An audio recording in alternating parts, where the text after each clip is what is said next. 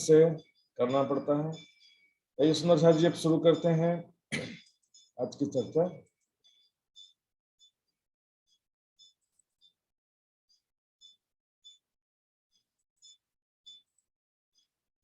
वंदो सतगुरु चरण को करूं सप्रेम प्रणाम। अशुभ हरण मंगल करण धनी श्री देव चंद्र जी नाम। श्री प्राणनाथ निज मूल पति श्री महराज सुनाम। तेज कुंवरी श्यामा युगल को पल पल करूं प्रणाम, पल पल करूं प्रणाम।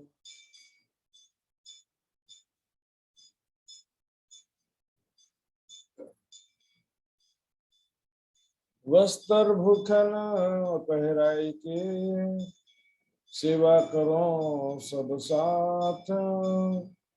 मोको धाम धनी ने इनके पकड़ाए हाथ, इनके पकड़ाए हाथ। माया मिने बैठ के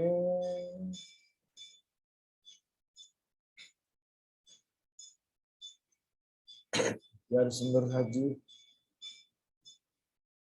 धामधनी के पांचों शक्तियों के द्वारा लालदास जी के तन के माध्यम से ये वितक ग्रंथ की रचना हुई थी। और हमने सुना किस प्रकार परम धाम से लेकर के सारी वितक का वर्णन है इसमें।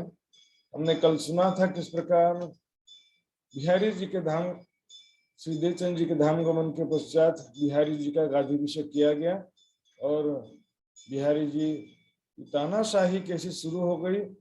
पहले ही किसी प्रकार की सेवा की भावना, श्रद्धा की भावना नहीं थी उनके अंदर, कोई रुचि नहीं था परम धाम के विषय में। और धार्मिक आध्यात्मिक जो लक्षण है कुछ भी नहीं था। गादीपति बनने के बाद तो तानाशाह बन गए। बेचारे एक सुंदर सा 2 कोस दूर से चल के आता था, उसकी जो स्थिति हुई उसके साथ फूलबाई का त्याग करना पड़ा, सारा हमने कल देखा। फिर भी महराज ठाकुर जो है हिम्मत करके राज्य की सेवा कार्य में तत्पर हैं। राज्य को सेवा कार्य में जागनी कार्य को लागी, सब व्यवस्था को लागी, दीवान को नौकरी पनी करनो भयो। माया में बैठ के लाह लेने, इस माया जगत में सेवा का लाभ लेने का अवसर अभी है। अले छा सेवा को मात्र अवसर परम धाम में जागे पीछे ना हुए, कब जागे पीछे परम धाम में सेवा को तो जरूरत है ना, के जरूरत है सेवा को परम धाम में। आ तो इच्छा मात्र सब वस्तु मिलता है। इस संसार में सेवा का अवसर है और ये लाभ लेने का अवसर है। सिंधु साहब जी जो जोखिम तो होत है लीजो लाभ सात धनी पहचान।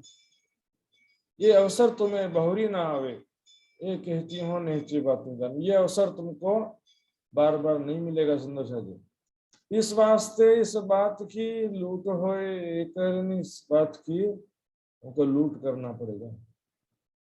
लूटने का मतलब सेवा को लूट के ऊपर से भजन था नहीं बेटा, राज नाम क्यों लूट है, लूट सके सो लूट, ऐसे कुछ भजन आता है। लूटने का मतलब क्या है, आगे बढ़ के सेवा करना पड़ेगा। सेवा ले लेकर करना पड़ता, कोई मुझे बोलेगा तभी मैं करूंगा, ऐसे नहीं होता। सुंदर जी सेवा को तो भावना क्या है, मजबूरी में कर रहे हैं, किसी के दबाव में कर रहे हैं तो भी कुछ लाभ हो जाता है। लेकिन होना तो ये चीज कि हम ज्यादा से ज्यादा सेवा आगे बढ़ के स्वयं आगे बढ़कर करें। इनसे प्रीत कीजिए सगाई जान धाम अपनी, सुंदर साथ से प्रेम कीजिए। और तो सुंदर यहाँ प्रेम का मतलब क्या है, मीठी मीठी बातें सिर्फ नहीं है सुंदर साथी। प्रेम का मतलब है वास्तव में मन से, वचन से, कर्म से सद्भावना रखे सुंदर साथ के प्रति। सद्भावना, प्रेम को भावना रखना पड़ता है सुंदर साथ के प्रति, मन से भी, वचन से भी और कर्म से भी यथासंभव सेवा को भावना रखना पड़ता है। ये संसार में सेवा ही प्रेम है सुंदर, सेवा नहीं प्रेम चाहिए संसार में। सेवा चाहिए न भने प्रेम कस्तो फिर सो सब जाहिर में करो मनोरथ सब। इसलिए प्रकट रूप से सारी सेवा की इच्छा में पूर्ण करूंगा। लाभ ले माया में धाम में बातें हुए तभी। यहाँ पर मैं यदि सुंदर साथ के प्रति सेवा समर्पण की भावना रखूंगा तो परम धाम में मेरी बात होगी कि मैंने माया में जाकर के अच्छा काम किया। ए अजमाई साथ की करत हक सुभान, ये सुंदर साथ की परीक्षा ले रहे हैं स्वयं राज जी महाराज। मोमिनों की माया में होते पहचान, को ब्रह्म सृष्टि उन्नचा को जीव सृष्टि उन्नचा कसले था मिलते थे। कुर्बानी, सेवा, समर्पण, विरह, वैराग्य, प्रेम, इसको आचरण बड़ा तो पता चलता है ना सुंदर साथ।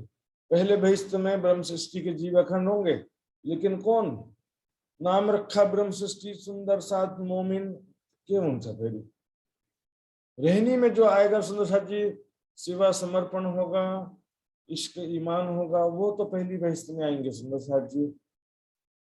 सिर्फ नाम के सुंदर साथ होने से क्या होगा, हमको जितना करेंगे उतना ज्यादा फायदा है सुंदर साथ जी। बाकी तो ठीक है, माया का जोर है, राज जी के मेहर का ही सहारा है। राज जी के मेहर के बिना कोई कुछ नहीं कर सकता। राज जी चाहे तो हमको जानो तो राजू, जानो तो राजी रखो, जानो तो दलगीर, ऐसी स्थिति है हमारी सुंदर साथ जी। राज जी महाराज चाहे तो हमको पल पल उनकी जो मेहर हो रही है, तो जो भी सुंदर साथ है ब्रह्म सृष्टि है, राज जी की मेहर से राज जी को अवश्य प्राप्त करेंगे। वाणी मंथन सेवा चितवनी के मार्ग में अवश्य आगे बढ़ेंगे। लास्ट में राज जी महाराज सबको शक्ति प्रदान करेंगे, प्रेम प्रदान करेंगे अवश्य। ऐसा जान के दिल में सेवा लगे करने, ऐसा विचार करके महाराज ठाकुर सेवा करने लगते हैं और सेवा की व्यवस्था करने लगते हैं। इस सुंदर साथ को इकट्ठा करना, एक जागनी अभियान शिविर करना है, और शिविर में सबको बुलाना, सुंदर साथ को इनवाइट करेंगे जगह जगह से। उनके रहने की खाने की व्यवस्था तो करनी ही है, उनको वस्त्र आभूषण भी देना है। इस तरह से सारा प्लानिंग करते हैं। ऐसा जान करके एक सुंदर साथ को, कांजी भाई नाम के सुंदर साथ को हेल्प के लिए साथ में रख लेते हैं, पेमेंट पे रख लेते हैं। सुंदर साथ तो है लेकिन गरीब थे, इसलिए उनको पेमेंट पे रखते हैं और उनको कह देते हैं कि जो हाथ चालाकी हुई तुम, सो साथ की सेवा करो, यह मेरा है। जितना आप जो है चतुराई लगाओ, लेकिन किसमें, सुंदर साथ की सेवा में चतुराई लगाऊंगा। सुंदर साथ की सेवा में जितना होशियारी समझदारी पूर्वक करो सेवा, जो भी अच्छी से अच्छी वस्तुएं हैं वो खरीदो उनके लिए।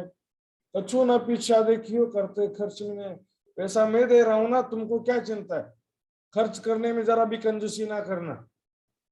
रामरो खाल को रामरो रामरो सामान और सब भाई, चावल खान मूंग राइस वगैरह सभी जो है, वस्त्र आभूषण सभी रामरो खाल का अच्छा अच्छा कपड़ा सुंदर साथ के लिए खर्च करना, खरीदना।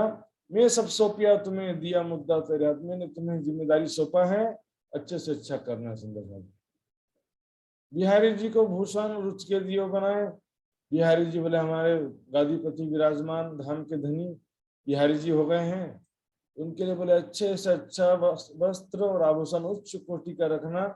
और कांची भाई, एक तो राज्य का आदेश, मेहराज ठाकुर का आदेश मिल गया, और दूसरा जो है सुंदर साथ भी, स्वयं भी तो सुंदर साथ थे ना कांजी भाई, तो सेवा करने लगा, ज्यों सुख पावे अपन, अच्छी तरह से सेवा करने लगते कांजी भाई।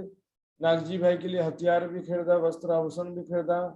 इस तरह से सब सुंदर साथ को इकट्ठे करके उत्सव कीजिए श्री राज। जैसे अभी कनाडा में चल रहा है ना जागरण प्रोग्राम, प्रोग्राम रखना है तो फिर खर्चा तो करना पड़ेगा ना, उसकी व्यवस्था करना पड़ेगा।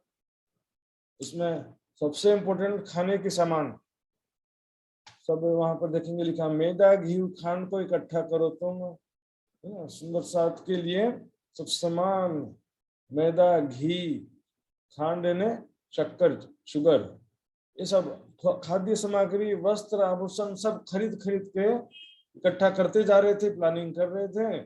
बिहारी जी के लिए बोले कपड़ा कैसा रखें, तो राज घराने में राज परिवार के लोग जैसा कपड़ा पहनता वैसा कपड़ा उनके लिए मंगाया। सुंदर साथ जी, बिहारी जी को जब पता चला, बिहारी जी कहते हैं ये तो गड़बड़ हो रहा है, सब जो काम मुझे करना चाहिए वो मेहराज ठाकुर कर रहे हैं। तो फिर मुझे कौन पूछेगा, मुझे कौन सम्मान करेगा, मुझे कौन पूजा करेगा? जब मेहराज ठाकुर सारा कार्य करेगा तो सब लोग बोलेंगे वाह मेहराज ठाकुर धन्य है, मेहराज ठाकुर की जय। मुझे कौन पूजेगा? बड़ी चिंता हो जाती है इनको, खुद करना भी नहीं है और दूसरों को करने भी नहीं देना। तो सुंदर साथ जी उन्होंने चुगली करवा दिया वजीर के पास में, और ये प्रमाण है, दूसरी वितकों में इसका प्रमाण है सुंदर साथ जी की बिहारी जी ने किस प्रकार चुगली करवाया कि महाराज ठाकुर तुम्हारा दीवान राजकोष में से चोरी करके सब सामान इकट्ठा कर रहा है। वो सामान तो इकट्ठा कर रहे हैं लेकिन चोरी करके कर रहे हैं कि अपने पैसे से, मेहनत के पैसे से खरीद रहे हैं। ये तो जांच पड़ताल का विषय होता ना, तुरंत पता नहीं चलता है। अब सैनिकों ने घर में अचानक से रेड मार दिया, मतलब छापा मार दिया और देखा कि सब सामान तो रखा हुआ है, इन्हें सूचना सही है, सामान रखा है तो मतलब इंफॉर्मेशन सारा सही है कि गड़बड़ हो सकते हैं करके। तो उस समय सारा सामान जब्त कर लिया और उनके जो 3 भाई घर पर थे, महाराज ठाकुर, सावलिया ठाकुर और उद्धव ठाकुर, तीनों को पकड़ लिया। सावलिया ठाकुर तो बोल रहे थे इसके चक्कर में मैं फंस गया था, लेकिन क्या करें, ये तो कारज कारण है धनी को करने। ये क्या कारज कारण, राज्य को जैसा करना होता है तो निमित्त माध्यम बनता है सुंदर साथ जी। राज्य के हुक्म के बिना एक पत्ता भी हिलता नहीं है। इसलिए जो हो गया है तो उसमें पेशेंस रखते हुए उनको समझना होता है कि राज्य क्या चाहते हैं, राज्य जो करेंगे अच्छा करेंगे, इस बात का विश्वास भी रखना पड़ता है। तो माया का धक्का बहुत बड़ा धक्का था सुंदर साथ जी। ये नजर कैद में पहुंच गए, उनको तीनों को बंधन में ले लिया गया, तीनों भाइयों को बंधन में ले लिया गया। मेरा ठाकुर दिल में इतना चोट लगता है, ये माया से उनका तीसरा युद्ध था, हफ्सा जेल में जाना। तो अब दर्ज है जांच पड़ताल करते, उससे पहले क्या हुआ कि कुतुब खान की मुहिम हो गई और उसकी वजह से जाम वजीर को तुरंत अहमदाबाद जाना पड़ गया और साल भर से वापस भी नहीं आए। ये जांच पड़ताल भी रुक गया, इनको बंधन में भी डाल दिया और जांच पड़ताल भी रुक गया। ऐसी माया होती है सुंदर साथ जी, क्योंकि जांच पड़ताल होती तो 2-4 दिन में क्लियर हो जाता बात और छूट भी जाते, लेकिन ऐसे फंसे राज्य की जो भी इच्छा थी। 1714 से भाई कुतुब खान की मुहिम। कुतुब खान का बहुत बार नाम आता है सुंदर साथ जी, औरंगजेब का सूबेदार था जो गुजरात में नियुक्त किया था। गुजरात के राजाओं, हिंदू राजाओं से टैक्स वसूलने का काम था इसका। जाम वजीर को उससे कॉम्प्रोमाइज करने के लिए, समझौता करने के लिए अहमदाबाद जाना पड़ा। अहमदाबाद 1 साल तक वापस ही नहीं आए।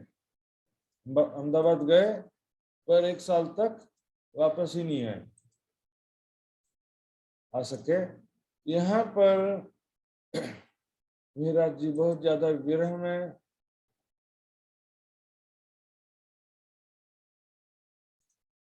महाराज जी हफ्सा में जब जाते हैं जेल में नजर कैद में, यहाँ पर अलग अलग शब्द देखेंगे, प्रबोधपुरी हफ्सा भी कहते हैं। तो प्रबोधपुरी क्यों कहते हैं? वहां पर वाणी का अवतरण हुआ इसलिए उसको कहते हैं प्रबोधपुरी। और सुंदर साहब जी हफ्सा क्यों कहते हैं ध्यान देंगे। हफ्सा का एक प्रसंग, हफ्से का जो प्रसंग आता है कुरान में, जब मक्का में मोहम्मद साहब उन्होंने एक खुदा का संदेश देना शुरू किया, शुरुआत में थोड़े थोड़े उनकी बातों पर विश्वास लाए, कुछ फॉलोअर्स थे, सभी नहीं विश्वास लाए शुरू में, लेकिन जो विश्वास लाए तो बाकी जो वहाँ के बुत परस्त, मूर्ति पूजक और बहुदेव पूजक लोग थे, उन्होंने मोहम्मद साहब और उनके अनुयायियों को बहुत प्रताड़ित करने का प्रयास किया। खासतौर पर मोहम्मद साहब के जो साथी थे उनको बहुत ज्यादा प्रताड़ित किया। तो इस कारण मजबूर होकर के, और जब उनके चाचा अबू तालिब थे तब तक तो कुछ ठीक था, अबू तालिब जी जो थे काफी प्रोटेक्ट कर रहे थे इनको, लेकिन उनके देहांत के पश्चात तो फिर उन लोगों ने सोचा एक एक को मार देना करके। तब उनको मजबूर होकर के वहां से रातों रात निकलना पड़ा। इसी को कहते हैं हिजरत, पलायन करना। तो उस समय आयत आई खुदा की कि हबशे के बादशाह के पास जाओ, हबशे का बादशाह तुम्हारी हिफाजत करेगा। तो हबशा क्या था उस समय भी, अभी भी एक देश का नाम है हबशा, छोटा सा देश है। और उस समय अभी इसका नाम इथियोपिया नाम है, वर्तमान में इथियोपिया, एबिसिनिया भी बोलते हैं। तो उस समय वहां पर एक ईसाई राजा था अल नजाशी। तो उसके पास जब मोहम्मद साहब के साथी वहां जाते हैं तो वहां पर उन्होंने, क्योंकि थे तो अलग अलग धर्म है, वो ईसाई थे और ये भी मोहम्मद साहब ने नया शुरू किया था। तो उन्होंने पूछा कि मोहम्मद साहब का क्या कहना, वो क्या पैगाम लेकर के आए हैं, उनका संदेश मुझे सुनाओ, उसके बाद मैं डिसाइड दूंगा करूंगा कि तुम्हारी रक्षा करूं, शरण दूं या ना दूं। तो सुंदर जी वहां पर जो मोहम्मद साहब के साथी थे उन्होंने सूरह मरियम, तो कुरान में जो सूरह मरियम है जिसमें मरियम और ईसा मसीह के बारे में बताया गया है, उससे संबंधित आयतें जो सुनाया। मैं दिखाता हूँ आपको क्या क्या लिखा है उसमें, बहुत अच्छी बातें भी लिखा है। मरियम के विषय में रेस्पेक्टफुल अच्छी बातें लिखा है। मरियम ने कहा मुझे लड़का क्यों कर हो सकता है, हालांकि किसी मर्द ने मुझे छुआ तक नहीं है और मैं ना बदकार हूँ। जिब्रील ने कहा, तुमने कहा ठीक है, मगर तुम्हारे परवरदिगार ने फरमाया कि ये बात बिना बाप के लड़का पैदा करना मुझ पर आसान है, ताकि इसको पैदा करके लोगों के वास्ते निशानी करार दे और अपनी खास रहमत का जरिया बनाए। ये जो बात थी बाइबल के अनुरूप थी। बाइबल में भी यही बात कहा गया कि मरियम ईसा मसीह का जो जन्म हुआ वो बिना किसी पुरुष के संपर्क के हुआ है। ये बात सुन करके हबशे के बादशाह ने उनको शरण दिया, प्रोटेक्ट किया। इसी प्रकार प्राणनाथ जी यहाँ पर ब्रह्मवाणी का जो अवतरण होता है उससे सुंदर साथ की माया से रक्षा करते हैं। इसलिए वहां भी हबशे का बादशाह, और यहाँ पर हबशे का बादशाह किसे कहा गया, बातिनी में सिर्फ महामती जी को। तो यहाँ पर अब यहाँ जब केद में विचार करते हैं, क्यों ऐसा हम पर पहुंचाया सख्त वक्त, विराट ठाकुर इंद्रावती की आत्म बहुत ज्यादा विरह वैराग्य में और चिंतन में दिन रात डूबे रहती कि हमारे मेरे ऊपर ऐसा कठिन समय बार बार क्यों आता है। अरब से आई तो चोरी का आरोप लग गया, इतना कष्ट उठाया 5 साल तक, यहाँ आए तो फिर पत्नी को छोड़ना पड़ा, फूलबाई को। बिहारी जी के कारण से, इस कारण से भी पल पल मेरे ऊपर इतना कष्ट क्यों आता है, मैं क्या गलत कर रहा था, क्यों पहुंचाया सख्त वक्त। हम तो बंदगी में थे, सेवा की ही तो व्यवस्था कर रहे थे, किसी स्वार्थ का तो उसमें नामो निशान भी नहीं था। सुंदर साथ जी छल कपट स्वार्थ मान प्रतिष्ठा की चाहना ऐसा कुछ भी नहीं था, फिर भी मेरे ऊपर ऐसा क्यों हुआ, ऐसा उनके मन में भावना होती है। मेरी तो बस उम्मीद थी कि मैं सब सुंदर साथ को एकत्रित करूं, सुंदर साथ के लिए भंडारा व्यवस्था करूं, उनकी जागनी कार्यक्रम सत्संग चितवनी के आयोजन करूं।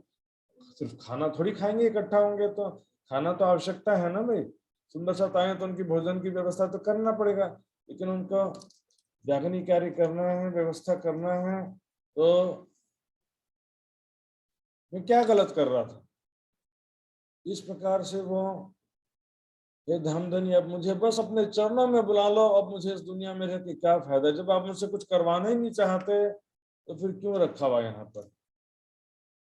ये कृष्ण जी, जब मैं इंद्रावती जी की स्थिति बता रहा हूँ, संसार में जीने की तो कोई इच्छा ही नहीं है, मात्र सुंदर साथ की सेवा के लिए राज्य का लागी संसार में जीवित होना, सुंदर साथ की सेवा के लिए जी रहे, संसार के तो कोई पुने पनी कामना छैन, इच्छा छैन। अब राज्य को सेवा भी करने नहीं देंगे, राज्य की सेवा में पनि त्यस्तो स्थिति आउँछ फेरि फेरि, अब जीवित रह के क्या फायदा, फिर जिंदा रह के क्या फायदा। तो धामधनी से कहते हैं, धामधनी अब मुझे बस दुनिया में नहीं रहना, अपने चरणों में बुला लो। आंसू की अंग में श्वास भी छोड़ियो संग, आह कसलाई भन्छन् सुंदर साथी, ऐसा जो वो सांस लेने में तकलीफ होता है ना, ये बीमारी से भी ऐसा हो सकता है, लेकिन विरह, बहुत ज्यादा विरह में तड़पने में भी ऐसा होता है। और श्वास, आहें आना भी बंद हो गया, जब श्वास आना जाना बंद हो गया, तब तुम पर्दा टाल के दियो मोहे अपनो अंग। इस तरह से तब ऐसी स्थिति में श्री देवचंद जी बैठे दिल पर। श्री देवचंद जी राज्य का आवेश देवचंद जी के रूप में हृदय में दर्शन दीनु हो। राज्य को आवेश, राज्य का आवेश देवचंद जी के रूप में दर्शन देता है। और उनसे जो है एकांत में उनसे बातचीत होना शुरू होता है, आपस में वार्तालाप शुरू होता है। सुंदर शाह जी देखेंगे यहाँ पर चौपाई के हिसाब से एक एक चीज देखेंगे, क्योंकि बहुत सारी बातें हमें समाज में ऐसी होती है ना, सुनी सुनाई प्रचारित होते रहती हैं, इसलिए वाणी मंथन करने पर हमें सभी बातों का तो लिखित प्रमाण है, वाणी में, वितक में, अन्य वितकों में सबका विचार करना पड़ता है। सुंदर साथ जी यहाँ पर बहुत सारी बातें आप ध्यान देंगे। सबसे पहले युगल स्वरूप राजश्यामा जी दिखे, ऐसा कोई विद्वानों का मत भी है, कोई जगह आपने पढ़ा भी होगा, सुना भी होगा। तो युगल स्वरूप दिखे, लेकिन उसमें राज्य के बाजू में श्यामा जी थी, तो श्यामा जी के जगह देवचंद जी दिखे, देवचंद जी के जगह श्यामा जी दिखी। ऐसा भी कुछ सुना होगा आपने, तो मैंने तो सुना है, ऐसा कुछ विद्वानों का मत है। तो सुंदर जी ऐसा वर्णन तो नहीं है, पहली बात, कहीं पर प्रमाण नहीं है कि ऐसी घटना हुई है। दूसरा बात जो है, राज्य का परम धाम का नूरी स्वरूप है, तो राज्य के बाजू में देवचंद जी का पंचभौतिक स्वरूप नहीं दिख सकता। राज्य के बाजू में देवचंद जी का पंचभौतिक स्वरूप नहीं दिख सकता।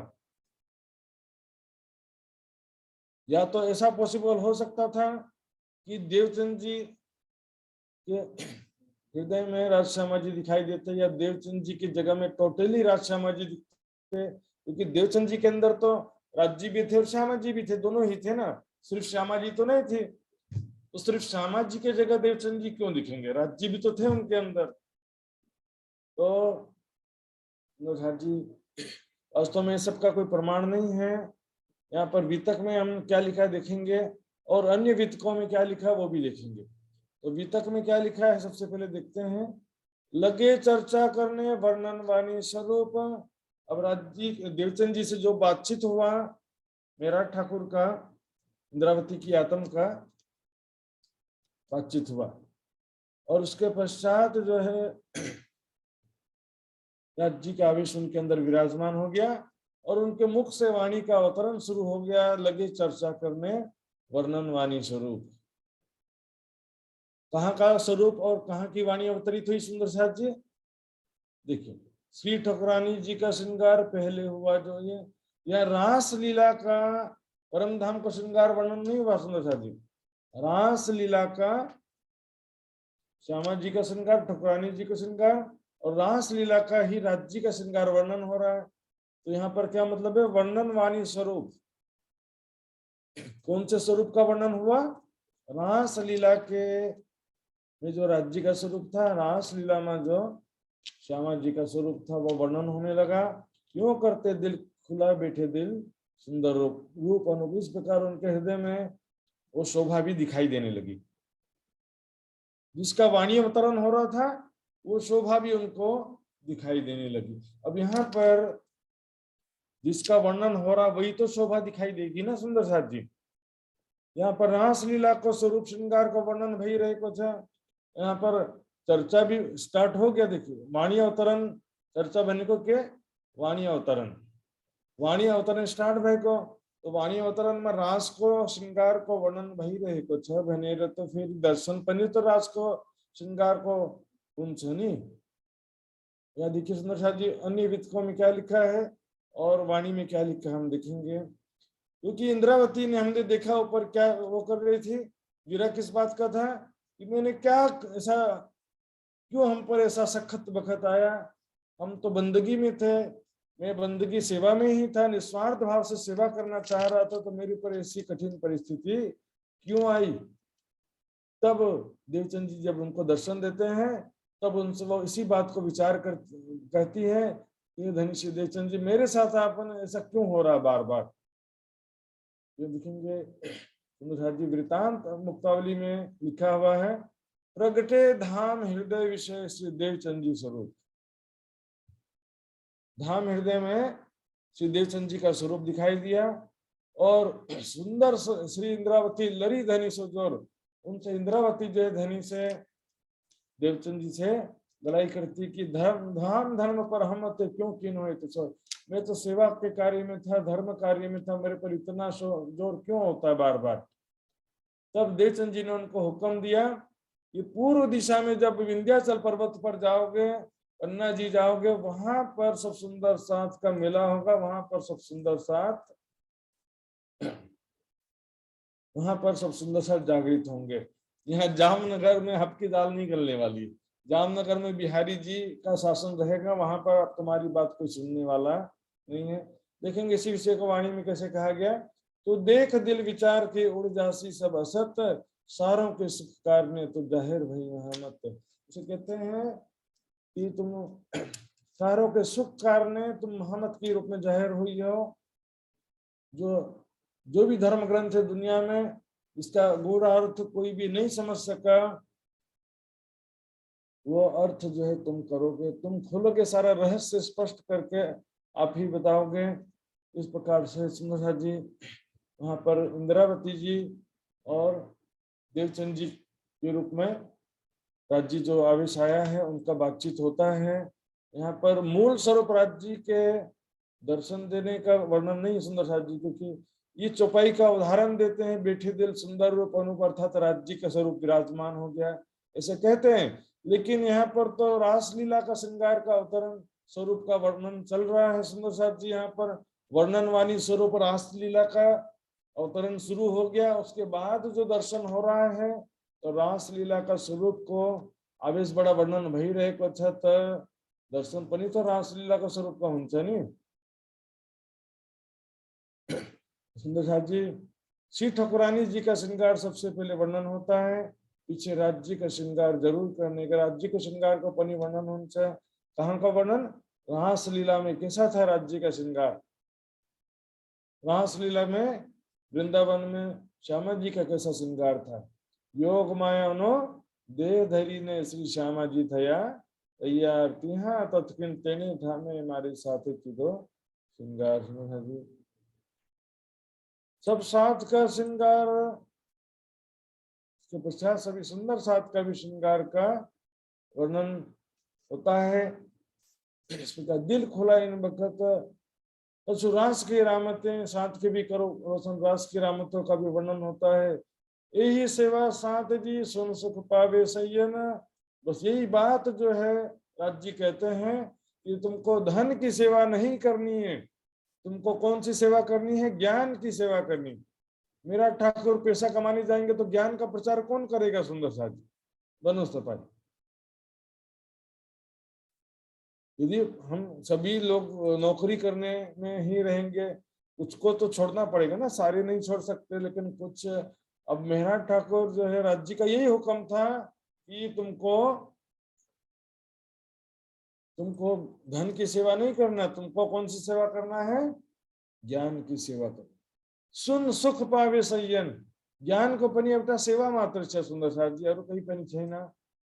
दुख मोसो जाता रहे आया अंगमे उमंग। अब मेहराज ठाकुर इंद्रावती का आत्मा सबै दुख दूर भयो, मतलब वाणी अवतरण भयो, परम साक्षात ब्रजराज को स्वरूप को लीला को पनि दर्शन भयो, और वहां पर सुख पायो जो थे संग। उनके साथ में जो उद्धव ठाकुर थे, सावलिया ठाकुर, दोनों भाई थे ना, उन्होंने भी रास की रामतों का प्रत्यक्ष वहां पर दृश्य दिखाई देने लगता था सुंदर साथ जी। रास को रामतें चल रही है, ऐसा दृश्य, और साउंड पनि वहां, साउंड इफेक्ट पनि जस्तो नहीं, आवाज पनि वहां पर रासलीला का आवाज सुनाई देता था।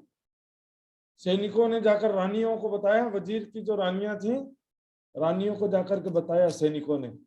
रानियां भी आकर के रात में देखती हैं, यहाँ तो साक्षात रासलीला का दृश्य दिखाई भई रहे कुछ।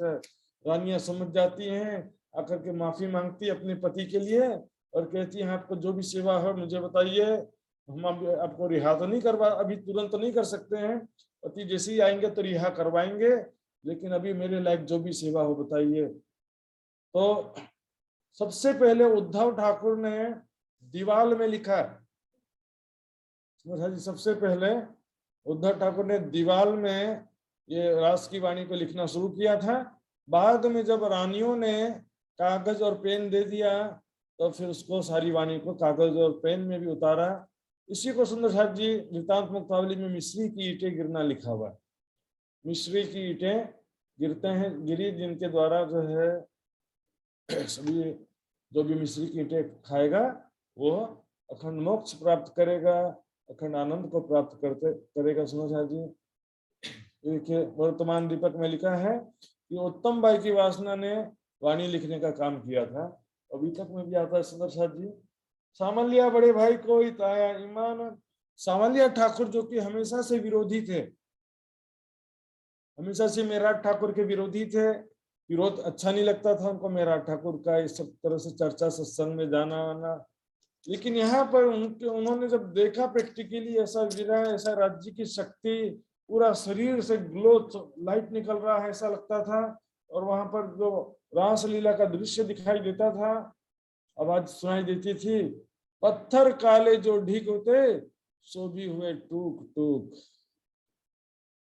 काले पत्थर जैसा सामलिया ठाकुर का हृदय था, वो भी यहाँ पर द्रवित हो गया। सुंदर साथ जी ऐसा शुरुआत में से दर्द भरा वीरा भरी स्थिति और बाद में ऐसी आनंद भरी स्थिति देख करके सुंदर साथ जी। यहाँ पर एक और बात है, जो एक बात कही जाती है अक्सर मैंने भी सुना चर्चा में, सरकार श्री जी भी कहते थे कि यहाँ पर इंद्रावती की आत्म पहचान होता है कि देवचंद जी के तन में साक्षात राज्य महाराज विराजमान थे, लेकिन उस समय मैं पहचान नहीं सकी।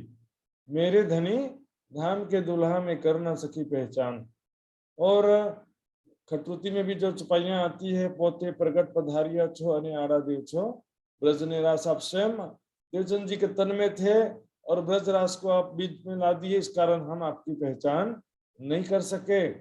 सुंदर जी ये प्रसंग जो है सही है, लेकिन उसका लोकेशन ये नहीं है, क्योंकि ये चौपाइयां खटरुति की हैं और यहाँ पर अभी तक खटरुति की वाणी अवतरित नहीं हुई है। इसी लोकेशन पर वो खटरुति की वाणी अवतरित हुई ऐसा नहीं, थोड़ा सा पहले रास ग्रंथ अवतरित होता है, फिर प्रकाश गुजराती और उसके बाद जो है खटरुति अवतरित होता है। तो अंजिल किताब जो है बाइबल वाणी कहा गया है, रास के शुरू में लिखा रहता है अंजिल वाणी पुरानी प्रमोदपुरी हवसा मधुतरी ससुरो हुई चा। या अंजिल ग्रंथ बाइबल का जो है वहां पर रहस्य, इसमें जो प्रेम के विषय में कहा गया है, love is God, God is love. तो लव क्या है? परमात्मा प्रेम का स्वरूप है। तो क्या है प्रेम का स्वरूप? लोग आपस में लव मैरिज करते हैं, उसको भी परमात्मा बोलते हैं। लव मैरिज कर रहे हैं, ये प्रेम का स्वरूप है, प्रेम ही परमात्मा है। जो संसार को प्रेम लाई परमात्मा भन्नु भएको छैन, संसारमा तो मोह माया छ। परमात्मा परम धाममा राज्य समाजी सखीहरूको बीचमा जे प्रेम छ त्यसलाई लव इज गॉड कहा गया। राज्य अपनी आत्माओं से जो प्यार करते हैं, आत्माएं राज्य से प्यार करते हैं, राज्य समाजी सखियां जो प्रेम आनंद में लीलाएं करते हैं, उसका जो वर्णन अंश रास लीला में दिखाया है। परम धाम के ही प्रेममयी लीलाओं का अंश रासलीला में करके अक्षर ब्रह्म को दिखाया है।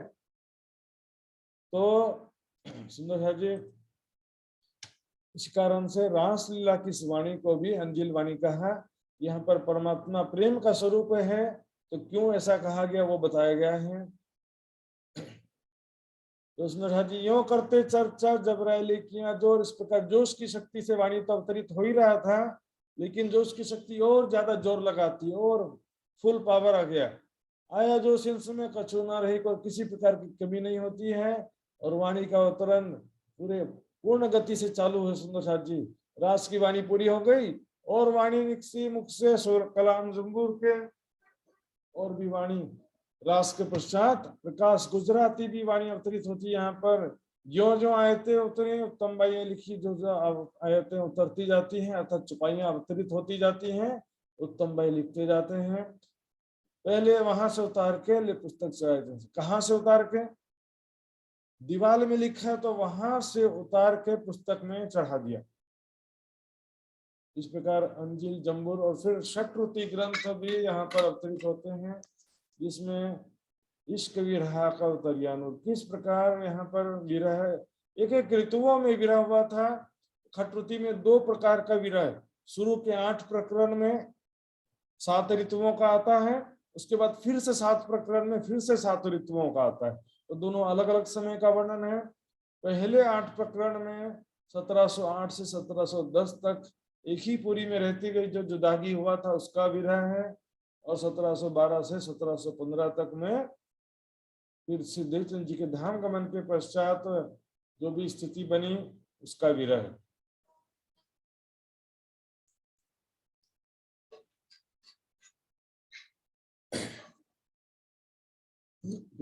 जी देखिए, फल बीज इंस में उठाई तंकुर। यहाँ पर अभी और भी कौन कौन सी वाणी कहाँ कहाँ अवतरित भई, सभी वाणी कहाँ कहाँ उतरती है, ये सब आगे उसका भी अभी से बता दिया गया है। कलश गुजराती ग्रंथ यहाँ शुरू हुआ था। कलश गुजराती सूरत में जाके पूरा होता है। बेहद वाणी दीप बंदर में से जब जल जहाज पे जा रहे थे तब अवतरित हुआ था। रास की रामतें मेड़ते में कुछ रास की रामतें अवतरित हुई हैं, और वेदांत के किरंतन राह में यात्रा के दरमियान अलग अलग जगह में उतरते हैं। सुंदर साथी, किरंतन ग्रंथ जो है उसमें कोई एक जगह नहीं, 2500 जगह में उतरी वाणी है। जो छूटक छूटक 1-1, 2-2, 4-4 प्रकरण उतरते थे ना, जैसे कि वहां पर मस्कत बंदर में 4 किरंतन अवतरित हुए, इधर 2 किरंतन और अवतरित हुए, पुराने किरंतन, नए किरंतन, सभी प्रकार के उसको कलेक्शन है, अलग अलग अवतरित हुए वाणी का कलेक्शन है।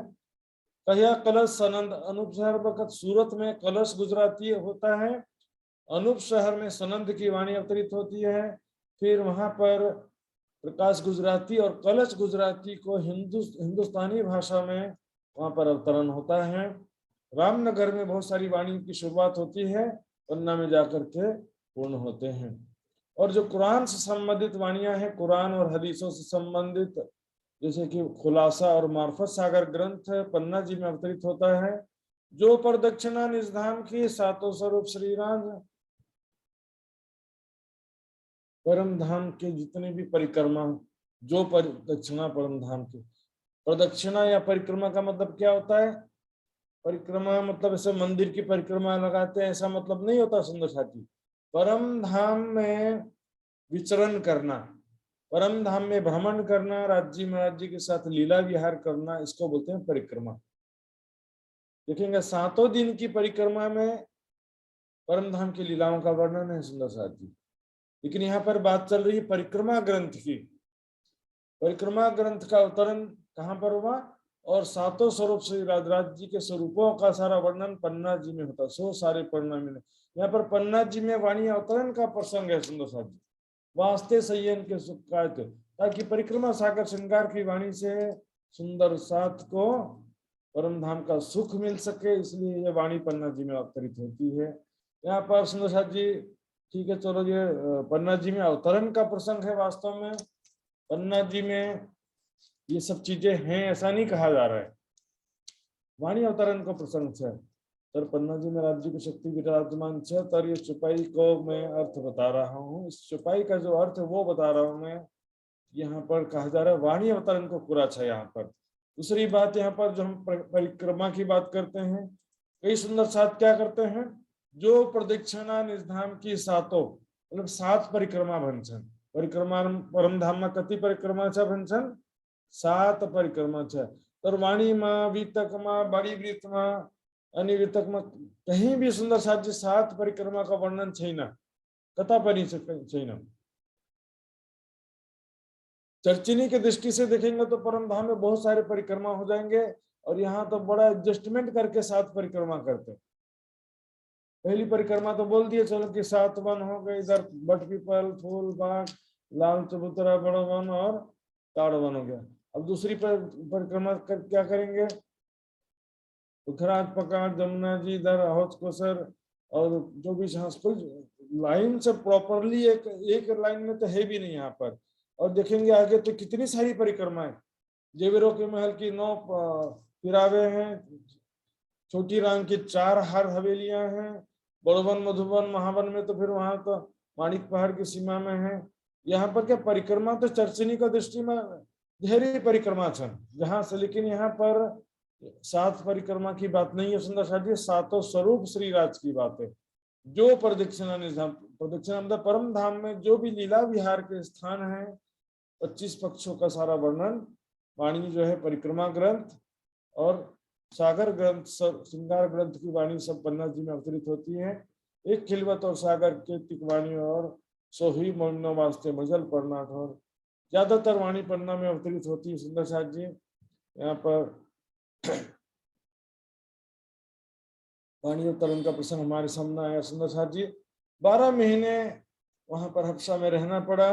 संवत 1715 पूरा महीना तमाम, हालांकि गए थे 1714 के लास्ट में गए थे, लेकिन 1715 हो जाता है, पूरा 12 महीने अभी तक भाई।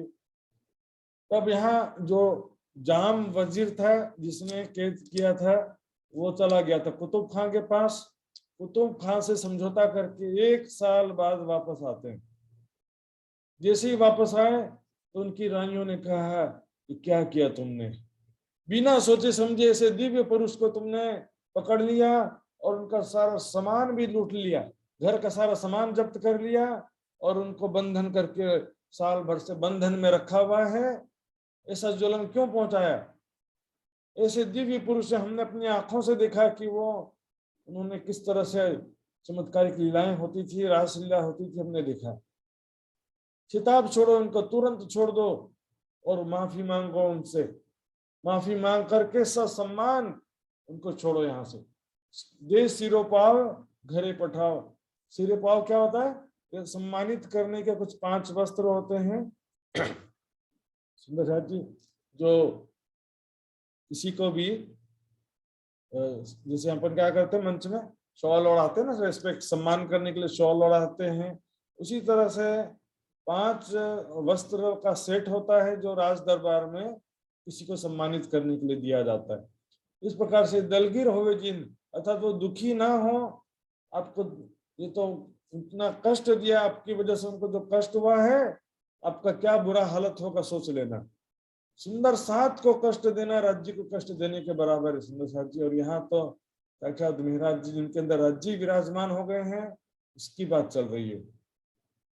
सीता वजीर बुलाए के तभी किए खलास।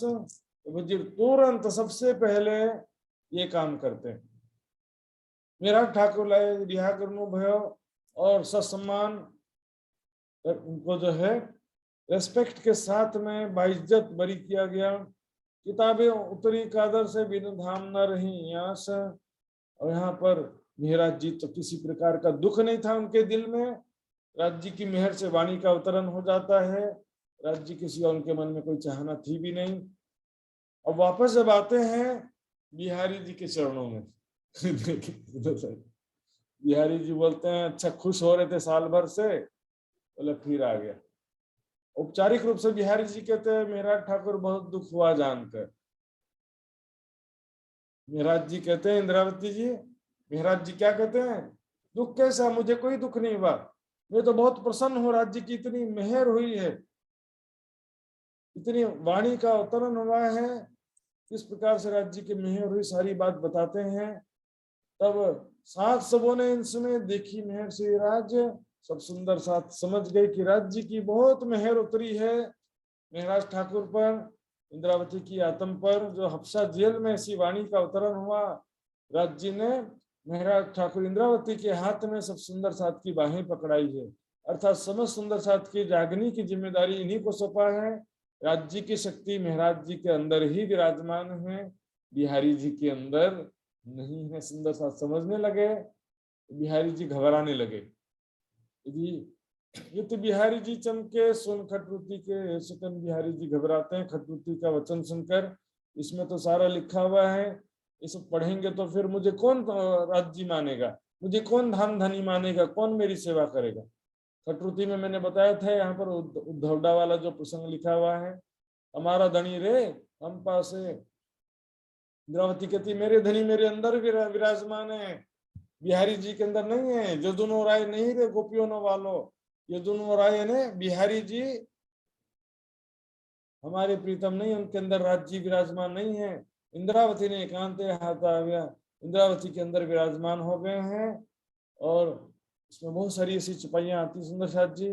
बिहारी जी समझ जाते हैं ये न तहकीक मोद से लई खास गिरो सैयन, ये तो सुंदर साथ को मुझसे छीन लेगा, फिर मेरी सेवा कौन करेगा, मेरी सेवा इसलिए करिए। समस्या यही है सुंदर साथ जी, मेरे शिष्य कमती उनसे मेरे शिष्यों को छीन लेगा, मेरे पास चर्चा सुनने कौन आएगा, मेरी सेवा कौन करेगा, ये झगड़ा समाज में करने ना दे जाहिर ए वाणी साथ में ने बिहारी जी ने डिसाइड करनो भयो कि ये वाणी को सुंदर साथ के बीच में जाहिर नहीं होने देना है, किसी भी तरीके से सुंदर साथ वाणी नहीं पढ़ना चाहिए, ऐसा जान करके अब बहाना करते हैं।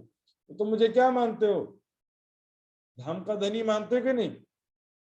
नहीं मानते कैसे बोल सकते हाँ धाम का धनी है आप, हमारे धाम के धनी बिहारी जी हैं, धाम धनी की गादी पर विराजमान है तो धाम धनी होंगे ना।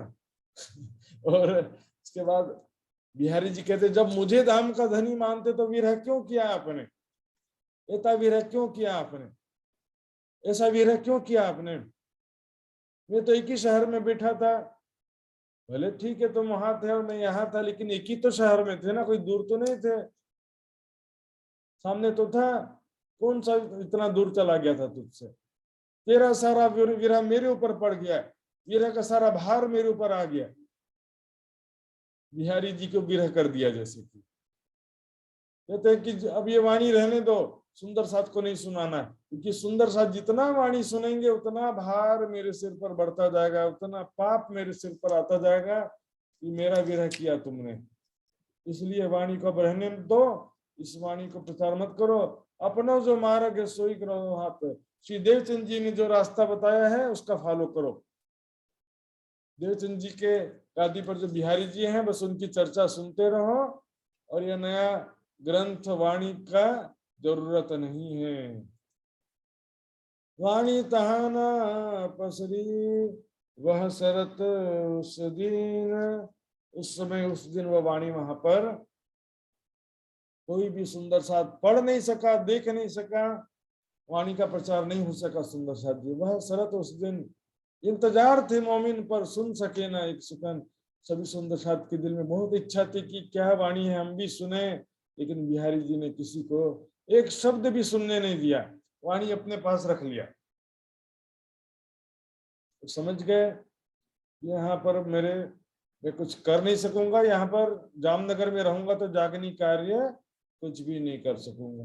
तब वहां जाम वजीर ने एक प्रस्ताव रखा कि जूनागढ़ के पास एक गांव बसाना है, नया गांव बसाना है, तो यदि आप चाहो तो ये प्रोजेक्ट मैं आपको देता हूँ। तब उन्होंने सोचा यार बिहारी जी कुछ यहाँ करने नहीं देंगे, यहाँ से बाहर जाऊंगा तभी कुछ कर सकूंगा। तो जूनागढ़ में गांव बसाने के बहाने वो जाते हैं, और बिहारी जी से फिर ग्रंथ भी ले लिया कि भैया दूर जा रहा हूँ तो ग्रंथ कृपया वापस कर दो, दे भी देते हैं। तो वहां पर जूनागढ़ में कहते हैं संवत 1716 में जाते हैं गांव बसाने के लिए। जाते समय मार्ग में धोरा जी आता था, देखेंगे नक्शा भी देखेंगे सुंदर जी हम, ये देखिए ये है जामनगर और ये है धोरा जी और ये है जूनागढ़। तो जामनगर से धोरा जी आए, धोरा जी से जूनागढ़ आते हैं।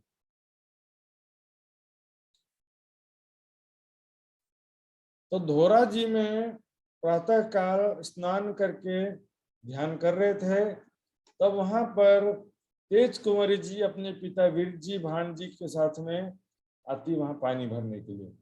तेज कुंवरी जी 16 साल की लड़की जैसी थी इस समय।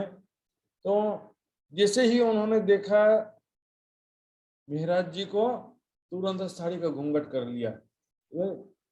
पिताजी सोचते हैं मेरी बेटी ने घूंघट क्यों किया, इसका तो शादी हुआ ही नहीं है। तब उससे पूछते हैं बेटी तुमने घूंघट क्यों किया, क्योंकि सिर्फ पति को देखकर नहीं, पति भी है और पिता भी है तो घूंघट कर लेते एक मर्यादा के हिसाब से। तो बताती है कि ये जो दिव्य पुरुष ध्यान कर रहे हैं वो मेरे पूर्व जन्म के पति हैं, सारी बात बता देती है। कैसे कह रही है तू, क्या सबूत है तेरे पास? तो सारी बताती कि पिछले जन्म में इसके पिता का नाम ये था, इसके कितने भाई थे, ये क्या करते हैं, सारा कुछ बता दिया। तब मेहराज ठाकुर से जाकर के इनके पिताजी मिलते हैं और मेहराज जी को सारी बात उन्होंने बताया कि मेरी बेटी बोल रही है कि आप उनके पूर्व जन्म के पति हो। तो मिहिराज जी ने उनको फूलबाई के अंदर अमलावती की आत्मा थी, वही आत्मा इनके अंदर है ऐसा जान करके तेज कुंवरी जी को पत्नी के रूप में स्वीकार किया सुंदर साथ जी। सुंदर साथ जी, यहाँ पर हम देखेंगे कि इस समय तेज कुंवरी जी का उम्र मैंने बताया 16 साल का था। फूलबाई का धाम गमन हुए तो मात्र 3 साल हुए थे। लेकिन क्या है कि आत्मा जो है ये गर्भ से आना जरूरी नहीं होता, एनी टाइम ये प्रवेश कर सकती, कभी भी प्रवेश कर सकती है आत्मा। तो यहाँ 2 साल जूनागढ़ में रहते हैं। जूनागढ़ में कांजी भाई नाम के जो सुंदर साथ थे, हमने देखा ऊपर भी आया था, यहाँ पर भी सेवा कार्य में रखा था। तो जूनागढ़ में कांजी भाई के साथ ही रहने लगते हैं। जूनागढ़ में कांजी भाई के साथ में श्री प्राणनाथ जी रहने लगते हैं और वाणी चर्चा सुनाने लगते हैं। यहीं पर कांजी भाई एक हरजी व्यास नाम के ब्राह्मण के घर पर नौकरी करते थे। और हरजी व्यास का एक बार स्वास्थ्य बहुत ज्यादा खराब हो जाता है। उनका परिवार वाले सोचते हैं कि ये तो अब मरने वाला, मृत्यु का समय नजदीक आ गया है। उसको क्या करते हैं, जमीन पर लेटा देते हैं, बिस्तर से उतार कर जमीन पर लेटा देते हैं। क्योंकि पहले समय में क्या मान्यता थी कि जमीन पर मृत्यु होगी तो उसका जीव को सदगति प्राप्त होगा। जमीन पर, धरती पर मृत्यु होने से उसको सदगति प्राप्त होगी, ऐसा मानते थे। तो उसको जमीन पे उतार देते थे। और फिर क्या किया, हिंदू लोग क्या करते हैं, जैसे कोई मरने वाला होता है ना तो दान कराने लगते हैं। ऐसे हाथ टच करके, भाई वो खुद तो दान करने में समर्थ नहीं है, हाथ जबरदस्ती टच कर करके कपड़े हैं, सामान हैं, बर्तन हैं, दान करवाने लगते हैं ताकि स्वर्ग की प्राप्ति हो जाए करके।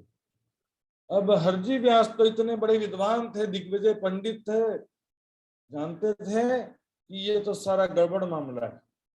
जब ऐसे बेहोश जैसी स्थिति में लेटे हुए थे, देखते हैं कि मेरा हाथ पकड़ पकड़ के लोग क्या कर रहे हैं बार बार। तो देखते हैं मेरा हाथ टच कर करके लोग दान कर रहे हैं। कहते हैं एक ऐसा काम करत हो मैं नहीं खेत, तुम क्या कर रहे हो ये सब, मैं इस ब्रह्मांड का नहीं हूं, मुझे स्वर्ग नहीं जाना, क्यों मोहे दान करावत, ये जमपुरी का साधन, ये मुझसे ऐसा सकाम भक्ति वाला काम क्यों कर रहे हो, दान पुण्य, ये तो जमपुरी का साधन है। पुण्य से स्वर्ग मिलता है, मोक्ष नहीं मिलता सुंदर साथ जी। पुण्य से स्वर्ग भी कितने देर के लिए मिलता है, जितना पुण्य किया है मात्र उतने समय के लिए। देखेंगे सुंदर साथ जी, श्रीमद् भागवत में स्पष्ट रूप से लिखा हुआ है कि मरने के बाद प्राप्त होने वाले लोक परलोक भी ऐसे ही नाशवान है, और इस लोक की वस्तुओं के समान ही वे कुछ सीमित कर्मों के सीमित फल मात्र हैं। अर्थात जितना पुण्य किया है उतना देर ही स्वर्ग में रह सकते हैं। और जैसे यहाँ पर ईर्ष्या द्वेष होता है, वहां पर भी ईर्ष्या द्वेष आपस में निंदा खंडनी होता रहता। स्वर्ग में भी वहां पर भी देखते हैं ना, हम टीवी में भी देखे होंगे कि राक्षसों ने हमला किया तो देवता जो है भाग गए। कभी यहाँ पर मृत्यु लोक में कोई ध्यान तपस्या करने लगता है तो इंद्र देवता अप्सराएं भेज देते हैं, उनको भी डर लगा हुआ रहता है।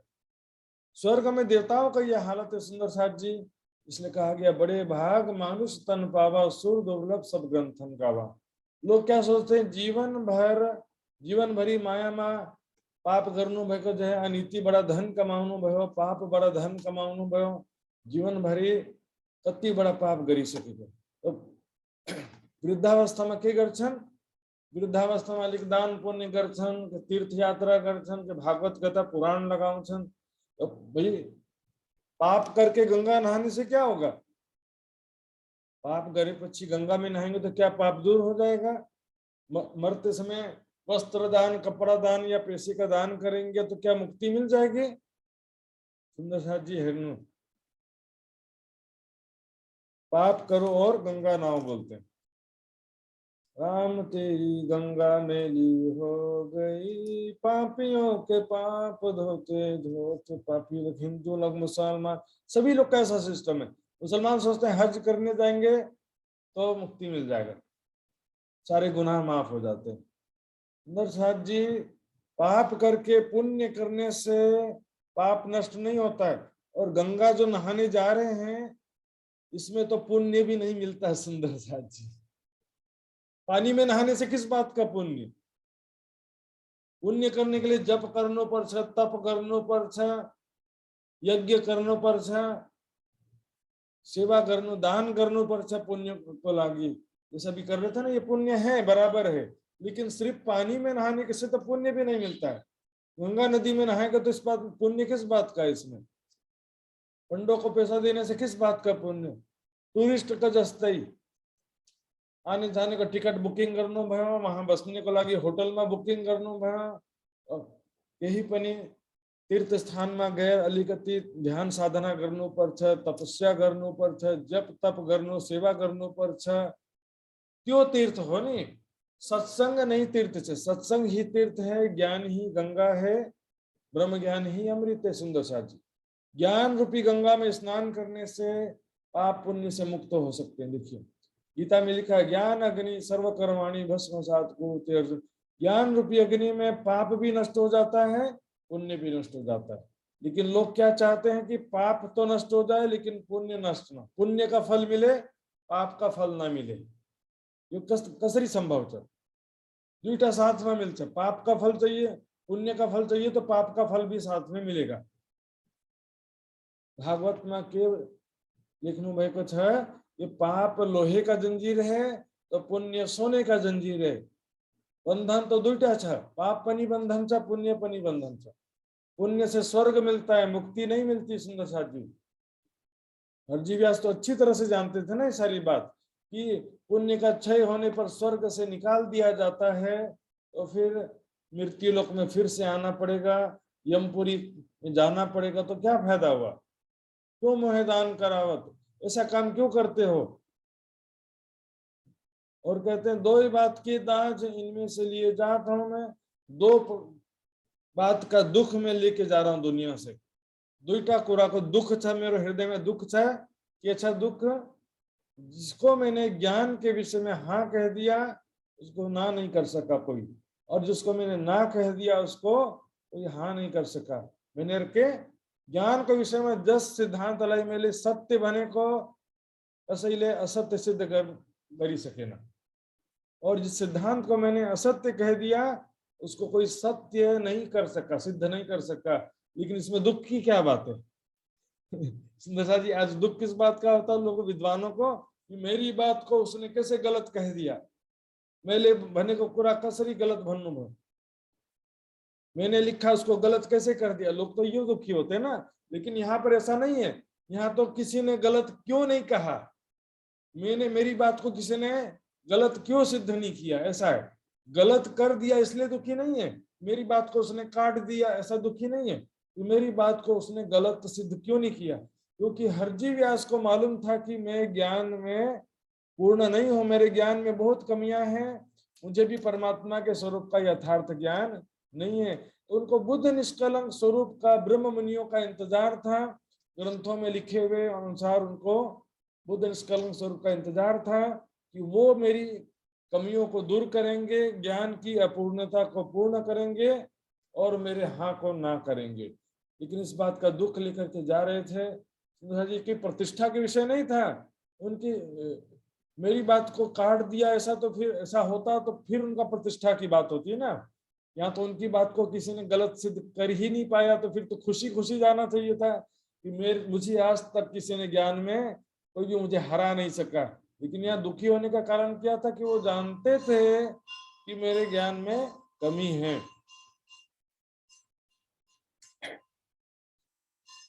तो वहां पर उस समय कांजी भाई खड़े थे, उन्होंने हरजी व्यास की ऐसी बात सुनी तो उनके मन में विचार होता है, ये कैसे इनने कहा? क्या ये है हमारे मांझ? क्या ये हमारे सुंदर साथ में से है? क्योंकि ये सुकन शोक है जो कहे वासना धाम। ऐसी बात मात्र परम धाम की ब्रह्म सृष्टि कह सकती है और कोई दूसरा कह सकता नहीं है। सुंदर साथ जी,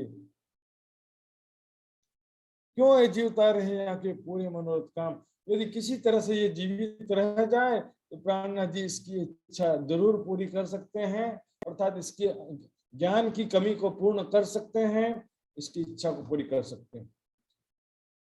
यूं करते कान जी ने यह बात, अब ये बात जो कान जी भाई आकर के श्री जी के आगे बताते हैं, श्री जी प्राणनाथ जी इस बात को सुनते हैं और कहते हैं कान जी भाई, राज जी की मेहर से ये अवश्य जीवित रह सकता है, आप अच्छी तरह से उनकी सेवा करो और तब मैं उनको जो जीवता रहता है कहूँ चर्चा के सुकन उनको सारी बात में समझाऊंगा, यदि वो जीवित रह जाते हैं तो। कान जी भाई सेवा करने लगते हैं। देखिए किस तरह से सेवा किया, नॉट मनी, पैसे की सेवा नहीं था यहाँ पर, तरकारी की सेवा। बगीचे से जाकर ताजे ताजे फल, बगीचे से खोज खोज करके ताजे फल ताजे सब्जियां लेकर के आते थे। सुंदर सा जी, ताजे फल और सब्जियों में कितनी शक्ति होती है। देखिए पहले के समय में नेचुरल जो खेती होती थी उस समय क्या बोलते हैं, ऑर्गेनिक खेती होती थी, उसमें बिल्कुल कोई खाद या कीटनाशक दवाइयां कुछ भी प्रयोग नहीं करते थे। आज तो लालच इतना बढ़ गया, मनुष्य का इंजेक्शन लगा लगा करके इतने से लौकी को इतना बड़ा कर देते। सब्जी को भी सब रासायनिक दवाइयों का प्रयोग बहुत ज्यादा होने लग गया है। इस कारण से सब्जियों में कुछ दम नहीं रह गया। आज की सब्जी खाने से कुछ भी हासिल नहीं होता है सुंदर जी। लेकिन ऐसे प्योर सब्जी जो होती है, ऑर्गेनिक सब्जी, उसमें इतनी मिठास होती है कि कच्चा सब्जी भी खा सकते हैं, ऐसा स्थिति। सुंदर जी एक बार रतनपुरी आश्रम में, निजानंद आश्रम रतनपुरी, मैंने देखा बच्चे लोग पत्ता गोभी, कॉलीफ्लावर, पत्ता गोभी बोलते हैं, वो खा रहे थे, कच्चा तोड़ के खा रहे थे। तो मैंने बोला ऐसे कैसे खा रहे हो, तो उन्होंने मुझे भी दिया। मैंने देखा इतनी मिठास थी उस पत्ता गोभी में सुंदर साथ जी, आधा 1 किलो तो मैंने खा लिया तुरंत। सब्जी नहीं होकर मान लो कि फल हो, फल के जैसा मिठास था ना। सब्जियां जैसे कुछ सब्जियों का हम कच्चा रस निकाल के पी सकते हैं, कुछ सब्जी को उबाल करके सूप निकाल करके पिया जाता है, कुछ सब्जी को बना के खाया जाता है। तो यदि नेचुरल ऑर्गेनिक सब्जी और फल खाते हैं, आज भी देखेंगे सुंदर साथ जी, आज भी जो है नेचुरोपैथी के डॉक्टर तरह तरह के देते हैं खाने पीने का तरीका, फल खाओ, सब्जी का सूप पियो, ये खाओ, स्वास्थ्य में आज भी काफी फायदा करता है। इसी तरह से अब कानजी हरजी व्यास जो है, इस तरह से उनका कहाँ मरने वाले थे वापस जिंदा हो गए वापस ठीक हो गए और कहते हैं वाह कानजी भाई वाह, जो 1000 रुपया यदि मुझे कोई देता तो मैं प्रसन्न होता नहीं, लेकिन तुम्हारे तरकारी के सेवा, तेरी तरकारी की सेवा से खुशहाल हुआ। इन पर इसमें तरकारी के सेवा से यहाँ पर प्रसन्न हुआ मैं। दूसरा जी तरकारी के सेवा से उनका स्वास्थ्य जो है बिल्कुल ठीक हो जाता है, बहुत प्रसन्न होते हैं। तो जब जो कुछ मांगना है तो मांग, मैं तेरी क्या करूं कारसा जी, मैं तुम्हारी क्या सेवा करूं। कानजी भाई पहले तो कहते हैं अभी आप पूरी तरह से स्वस्थ हो जाइए, फिर जो मांगना है वो तो मैं जरूर मांगूंगा, लेकिन आप पहले पूरी तरह से स्वस्थ हो जाइए तब दोबारा जब कहते हैं तब कानजी भाई कहते हैं मैं आपसे एक आज वस्तु मांगता हूं मैं, कि मेरे एक परिचित साधु प्रदेश से आए हैं, कृपया उनको आप चर्चा सुनाइए। ये प्राणनाथ जी अपना प्रकट रूप से उनको ज्ञान सुनाने आए हैं ऐसा नहीं कहा। सुंदर साथ को भी ये ठीक समझना चाहिए, पहले सुनना पड़ता है, फिर उसके बाद जो सुनाया है उसमें से प्रश्न करना पड़ता है। और पहले से ही यदि वो देख लेगा कि ये तो दूसरे धर्म वाले हैं और हमारी निंदा करने आए हैं, हमारी गलतियां निकालने आए हैं, तो कभी भी आपसे फ्रैंकली बात नहीं करेगा। वो आदमी कभी आपसे दिल खोल करके बात नहीं करेगा। इसलिए प्राणनाथ जी ने यहाँ पर क्या तरीका अपनाया कि मैं एक साधु ज्ञान चर्चा सुनने के लिए आया है आपके पास में। तब हरजी व्यास बोलते तुमने मांगा क्या, तुमने तो दिया है, मैंने तो तुमको मांगने बोला था, चर्चा सुनाने में तो हमको भी आनंद आता है, तुमने मांगा थोड़ी है। तो क्या तुम मांग गया मुझसे, तुमने तो मेरे लिए और आनंद का काम किया। बुलाओ साधवे कहाँ है, मैं चर्चा सुनाता है, उनको बुला करके लाओ, मैंने उन चर्चा सुनाऊंगा। तो बुला के लाते हैं, उनकी व्यवस्था अपने बगीचे में ही कर देते हैं। और अब चर्चा शुरू होती है, भागवत के वचनों से चर्चा शुरू होती है। सुंदर साथ जी चर्चा सुनते सुनते 2 महीने व्यतीत हो गए। 2 महीने से देखिए प्राणनाथ जी चर्चा सुन रहे हैं। हाँ हाँ, बहुत आनंद आ गया, धन्य हैं आप हरजी व्यास जी। 2 महीना सुनते तो गर्नु हुए। फिर एक चोटी के भयो, एक दिन चर्चा में वर्णन कर रहे थे ठोर नारायण की, आदि नारायण के ठिकाने का वर्णन कर रहे थे एक दिन चर्चा में। एक हीरे का मंदिर ताको बड़ो विस्तार, एक हीरे के मंदिर का वर्णन कर रहे थे। उसमें श्रीमद् भागवत में देखेंगे क्या लिखा है इस विषय में। वहां पर ब्राह्मण पुत्रों को लाने के लिए अर्जुन जो है भगवान कृष्ण से जिद करने लगे। तो भगवान कृष्ण अर्जुन को एक दिव्य रथ पर सवार करते हुए पश्चिम दिशा में रवाना हुए और पश्चिम तरफ जाते हैं दिव्य जल राशि में प्रवेश किया। इन्हें क्षीर सागर में उनका रथ प्रवेश किया और वहां पर जल में बड़ी बड़ी तरंगे उठ रही थी, बहुत ही बली मालूम होती थी। वहां एक बड़ा सुंदर महल था, उसमें मणियों के सहस्त्र सहस्त्र खंभे चमक चमक कर उसकी शोभा बढ़ा रहे थे। उसकी चारों तरफ उज्जवल ज्योति फैल रही थी। फिर आगे कहा गया सुंदर साहब जी, वहां सहस्त्र फन वाले शेष नाग की शैया पर पुरुषोत्तम भगवान विराजमान थे। सारा वर्णन लिखा है भागवत में। तो उसके हिसाब से वो उन्होंने पहले तो कहा कि वो नारायण का ठिकाना है, ऐसा कहा। तो प्राणनाथ जी जो है उनसे पूछते हैं, ए ठोर है किनकी सो मोहे को सुतन, ये महल किसका है, ये स्थान कहाँ पर है, कृपया करके मुझे बताइए हरजी व्यास जी। तो व्यास जी कहते हैं, ये ठोर अक्षर ब्रह्म की शास्त्रों में लिखा है। क्योंकि हरजी व्यास सिर्फ भागवत की ज्ञाता नहीं थे, और भी ग्रंथों के जानकार थे, इसलिए उन्होंने दूसरे ग्रंथों के आधार पर क्या कहा, अक्षर का ठिकाना है। लेकिन पहले भी कहा था, फिर बाद में भी क्या कहा, ये ठोर नारायण की, यह ठोर आदि नारायण, ऐसा फिर बाद में भी कहा। तो सुंदर जी ये कहाँ पर है, प्राणनाथ जी अब निवेदन करने लगते हैं बार बार, ये ठिकाना कहाँ पर है, कृपया करके मुझे बताइए, ऊपर है कि नीचे है, अंदर है कि बाहर है, ब्रह्मांड से बाहर है, कहाँ पर ये ठिकाना है, ऊपर के लोकों में महल है कि नीचे के लोकों में है, संसार के अंदर है कि ब्रह्मांड के बाहर है, कृपया करके ये ठिकाना मुझे बता दीजिए, मुझसे अंतर मत करो। 5 तत्व 3 गुण और मूल प्रकृत, इनको नाश तुम कहो, यह ठोर अक्षर की कित। तो ये तुमने जो है आपने स्वयं कहा भागवत के आधार पर कि महाप्रलय में 5 तत्व 3 गुण प्रकृति मंडल और मूल प्रकृति भी सब नष्ट हो जाता है उस समय। मूल प्रकृति क्या है, अक्षर ब्रह्म की खेल देखने की इच्छा को कहते हैं जाकी इच्छा मूल प्रकृति।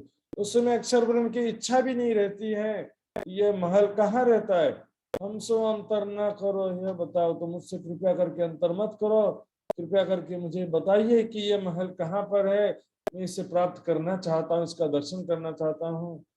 तब व्यासे जवाब दिया, यह ठोर आदि नारायण क्षीर सागर में रहते, लिखित शास्त्रों में पहचान, आदि नारायण का स्थान है जो क्षीर सागर में रहता है। यह महल कहाँ पर है, क्षीर सागर में। लेकिन सुंदरराज जी भागवत में भी ऐसा ही लिखा है, भागवत के आधार पर बता रहे हैं, जो मैंने आपको अभी ऊपर भी दिखाया था कि भागवत में लिखा है ये कहाँ पर है, क्षीर सागर में है। और रथ जो है कृष्ण जी का रथ क्षीर सागर में प्रवेश किया था, वहां पर उन्होंने महल को देखा था, शेषनाग के ऊपर वहां पर देखा था कि भगवान नारायण विराजमान थे। तो जी कहते हैं ये तो क्षीर सागर तो पाताल लोक में है, 14 लोकों के अंतर्गत, वो तो महाप्रलय में नहीं रहता है। महाप्रलय में तो त्रिगुण समेत संपूर्ण ब्रह्मांड का लय हो जाता है, फिर ये महल कहाँ रहता है। फिर विनती करे, हम सब न करें अंतर, बार बार विनती करते हैं।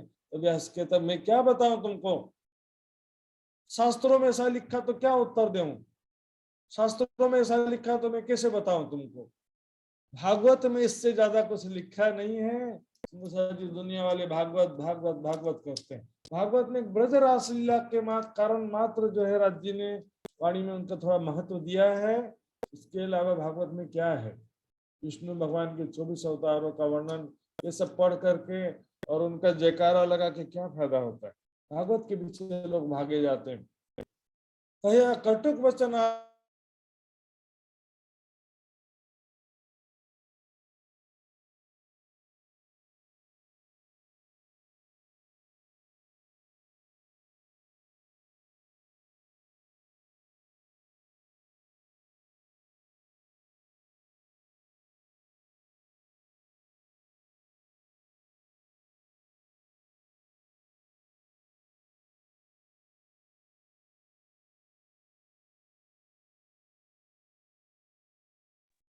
सुन्दर साथीहरु सुन्दै हुनुहुन्छ?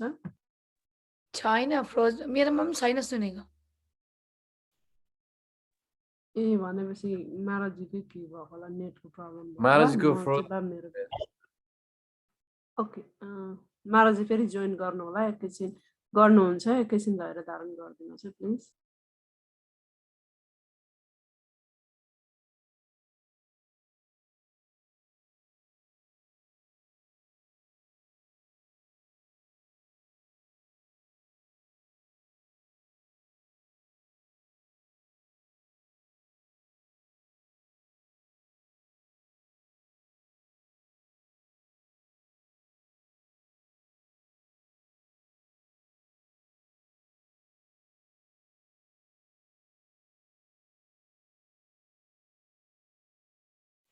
राम जी, सुंदर साथ जी। प्रणाम जी महाराज जी, प्रणाम जी।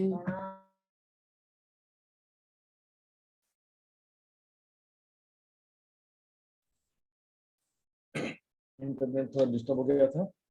तब जब ऐसा कर श्री जी ने कहा तो व्यास की सुध बुध गई।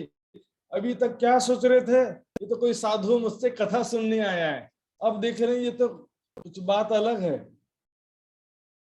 ये तो कोई साधारण साधु नहीं है जो मुझसे कथा सुनने आए हैं, ये तो कोई बहुत बड़े ब्रह्मज्ञानी हैं।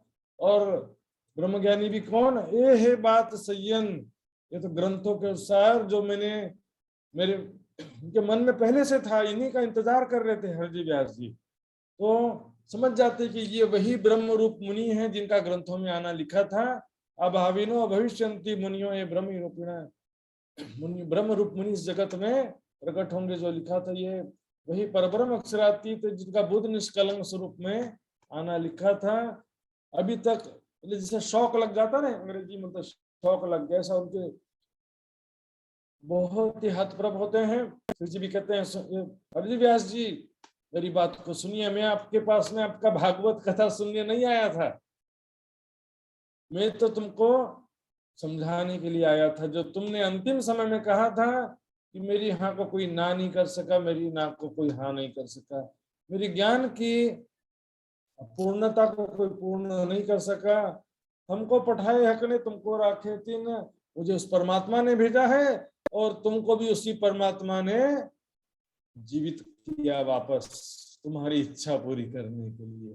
क्योंकि जिस पर मेहर भगवान की तो गुमान भान करे रोशन, जिस पर परमात्मा की मेहर होती है तो वो उसके ज्ञान का प्रकाश करते हैं, उनके अहंकार को दूर करते हैं। सुंदर साथ जी तो व्यास से वचन कहे, व्यास जी कहते हैं हे भगत राज, मैं कहा यूं ही कर, मेरा अर्थ था इनका, मेरा भी यही इच्छा था कि मेरी जो ज्ञान की कमी है उसको कोई पूर्ण करे। और मैं गूलर के दरखत के वृक्ष के, गूलर का जो वृक्ष होता है, गूलर एक फल होता है सुंदर साथ जी, जिससे अंजीर जो ड्राई फ्रूट होता है ना, अंजीर, वो उसी को गूलर से ही बनता है। वो तो गूलर का छोटा सा गोल गोल फल होता है, नींबू जैसा छोटा सा फल होता है, और उसको जब बीच में तोड़ते हैं ना सुंदर साथ जी, उनके अंदर से कई कीड़े निकलते हैं, उसके अंदर से बहुत सारे जीवड़े निकलते हैं, उड़ के हवा में चले जाते हैं, फल के अंदर रहते हैं जीवड़े। ऐसे एक फल के अंदर जो जीव है उसको दूसरे फल के बारे में जानकारी नहीं होता है। अब तक मैं ऐसा ही था, मैं इस ब्रह्मांड के बाहर के विषय में जानता नहीं था, मैं गुलर के फल के समान था अभी तक। अब तक मैंने अनेकों पंडितों को परास्त किया है ज्ञान वार्ता में, कभी भी मुझे कोई हरा नहीं सका। आज मैं आपके सामने हार स्वीकार करता हूँ, तुम तहकीक बेचे हक के आए मेरे सबब, निश्चित रूप से आपको परमात्मा ने भेजा है मेरे आत्मा कल्याण के लिए। मैं अब आपकी शरण में आ गया हूँ, मुझे वह जो राह मुस्तकीम, परमात्मा की प्राप्ति का सीधा सरल रास्ता मुझे समझाओ। मैं जो है उसके बारे में कुछ भी नहीं जानता हूँ, मुझे परमात्मा की पहचान करा। सुंदर साहब जी, वास्तव में हीरे का महल कहाँ का था? देखिए, श्रीमद् भागवत में जो वर्णन है वो तो यही मृत्यु लोक, 14 लोक के अंतर्गत शेष साई नारायण का वर्णन था हीरे का महल का, लेकिन क्षीर सागर का वर्णन था। लेकिन इसका मूल स्थान अव्याकृत में है, और उसका देखा जाए तो परम धाम में जो रंग महल है उसका प्रतिबिंब का प्रतिबिंब का प्रतिबिंब है। देखिए, मैं आंखों से देख रहा हूँ, नित्यानंद आश्रम बड़ौदा को देख रहा हूँ ना, तो मैं जो देख रहा हूँ तो मेरे हृदय में भी उसका दृश्य अंकित होता है, चित्त में संस्कार रूप से। आंखों से जो देख रहा हूँ मेरे चित्त में होता है, और चित्त में जो होता है वो मुझे सपने में दिखाई देता है। तो परम धाम का जो रंग महल उसका प्रतिबिंब देखेंगे सामने अक्षरधाम में, अक्षरधाम का फिर वो प्रतिबिंब सबलिक केवल में, उसका प्रतिबिंब यहाँ पर अव्याकृत में, फिर काल माया में। इस प्रकार उसका मूल स्थान तो अव्याकृत में, उससे भी पीछे जाएंगे तो परम धाम में होता है सुंदर साहब जी। लेकिन श्रीमद् भागवत में जो वर्णन है, श्रीमद् भागवत में तो क्षीर सागर के ही वर्णन है, क्योंकि बेहद मंडल का नहीं हो सकता। बेहद मंडल में कृष्ण जी रथ में अर्जुन को बिठा करके नहीं ले जा सकते। बेहद मंडल का यदि वर्णन होगा तो बेहद मंडल में कैसे जाएंगे? इस प्रकार यहाँ पर कुछ समय उनको ज्ञान चर्चा सुनाते हैं, उसके पश्चात उनको ध्यान देने के जोश के द्वारा पता चलता है कि जामनगर में सुंदर साथ पर बड़ी मुसीबत आ पड़ी है। जामनगर के सुंदर साथ को बहुत मुसीबत आ गई है। 1719 में देश पर आया कुतुब खान। हाँ जी, जामनगर में कुतुब खान चारों तरफ से सैनिकों को भेज देता है, और जामनगर को उनके सैनिक चारों तरफ से घेर लिए होते हैं। तो उनको पता चलता है तो तुरंत वापस लौट के आते हैं।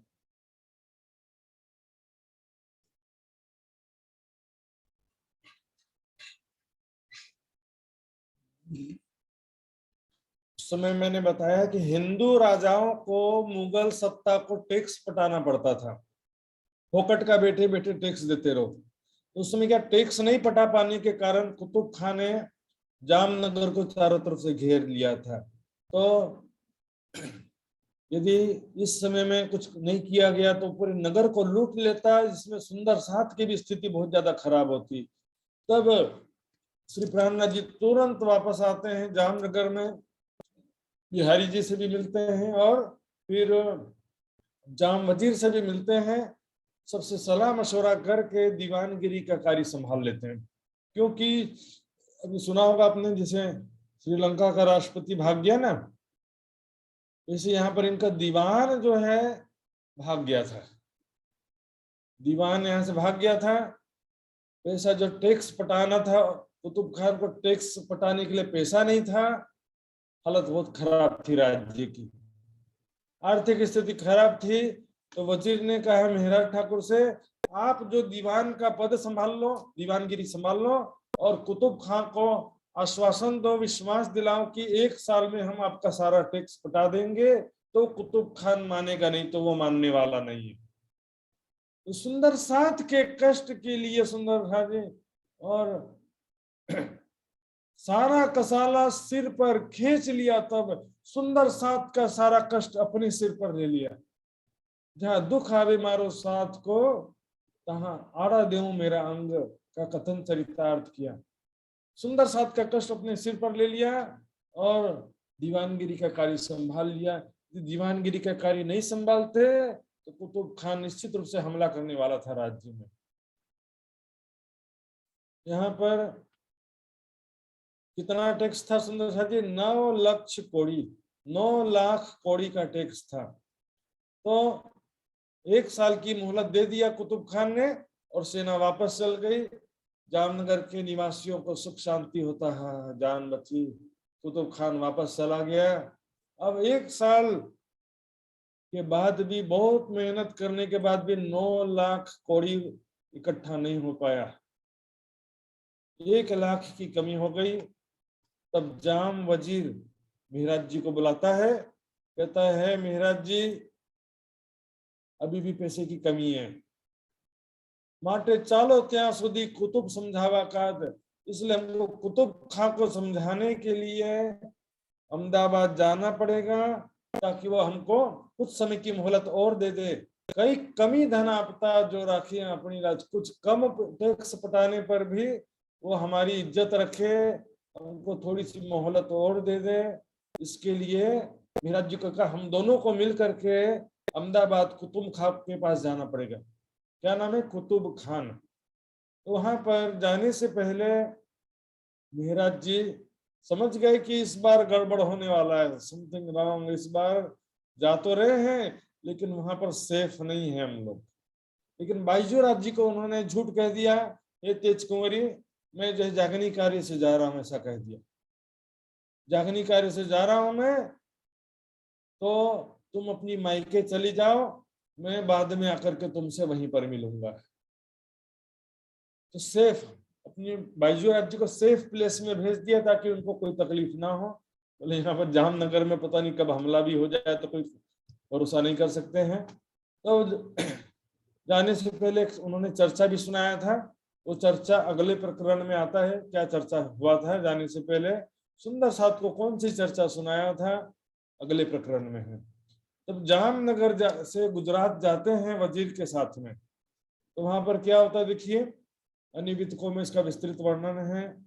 वहां जा करके वजीर और मेहराज ठाकुर कुतुब खान से कहते हैं, ए कुतुब खान थोड़ी सी कमी हो गई है, कृपया 1 महीने की मोहलत और दे दो, सारा पैसा हम आपको पटा देंगे।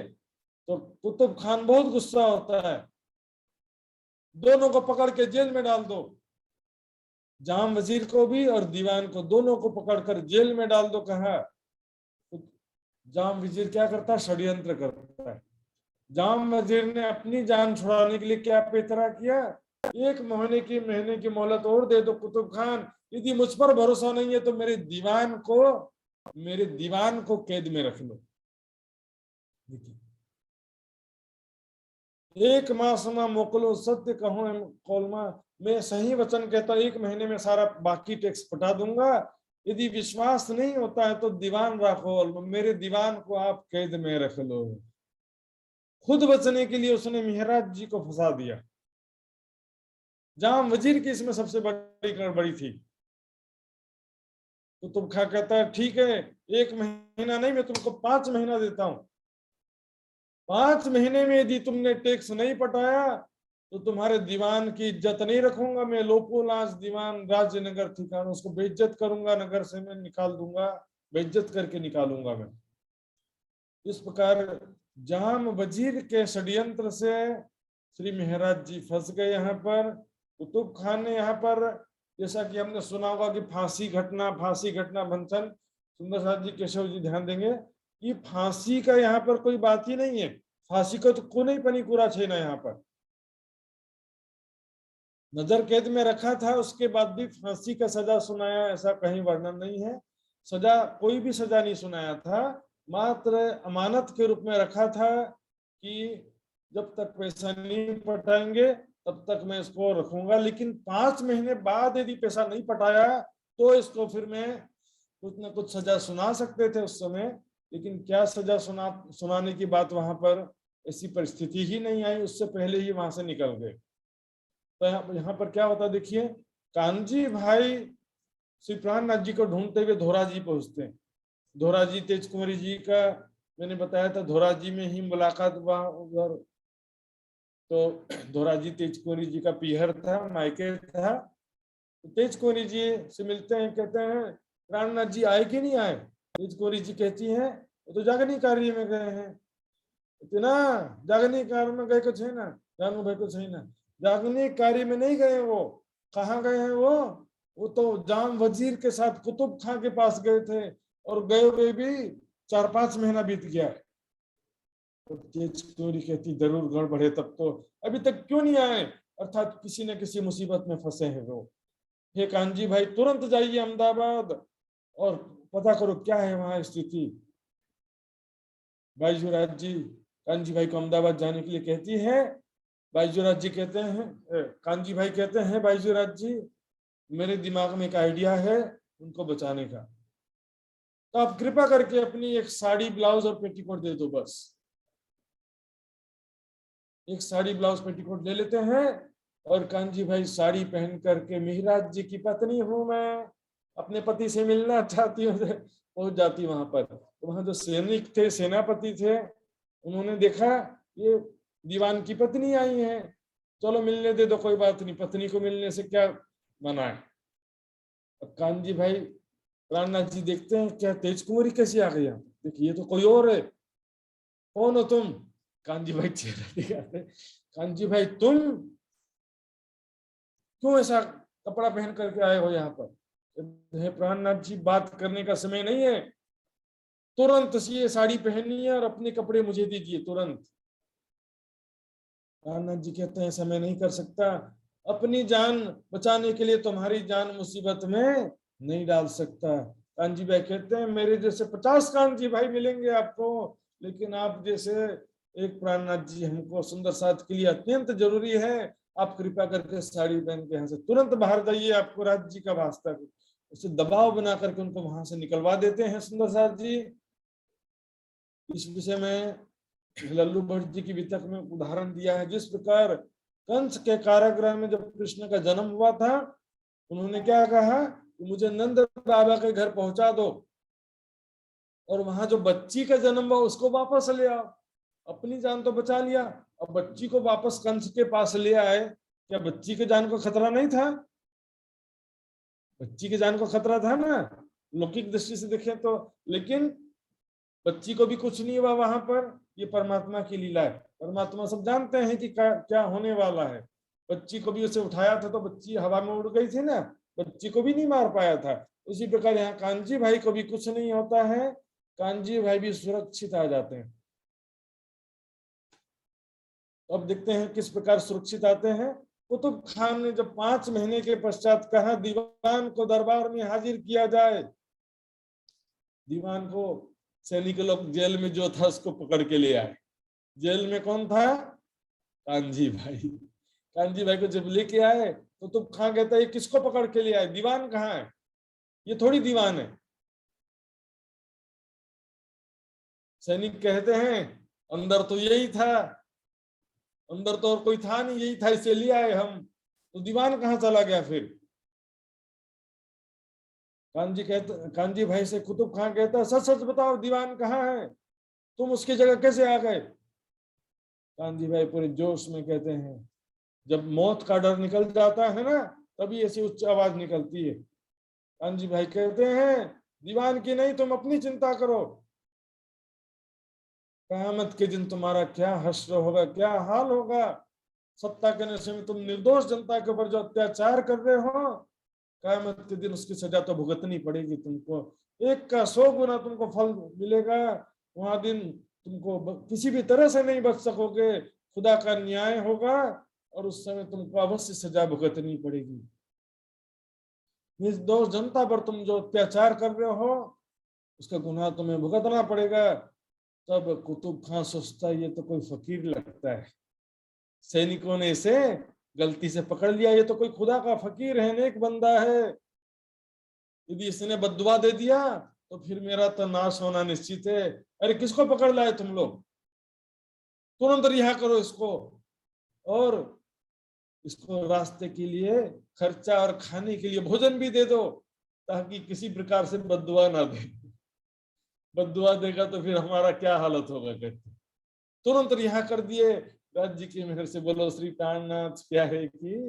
देखिए धन धनी के हमने भी जीवन में बहुत बार देखा होगा सुंदर सा जी कैसी कैसी, जारे धनी धनवट करे प्यारे बलबेरी ना हरे, बली गया काम सराड़े चरे मंच तव्याकार सरे।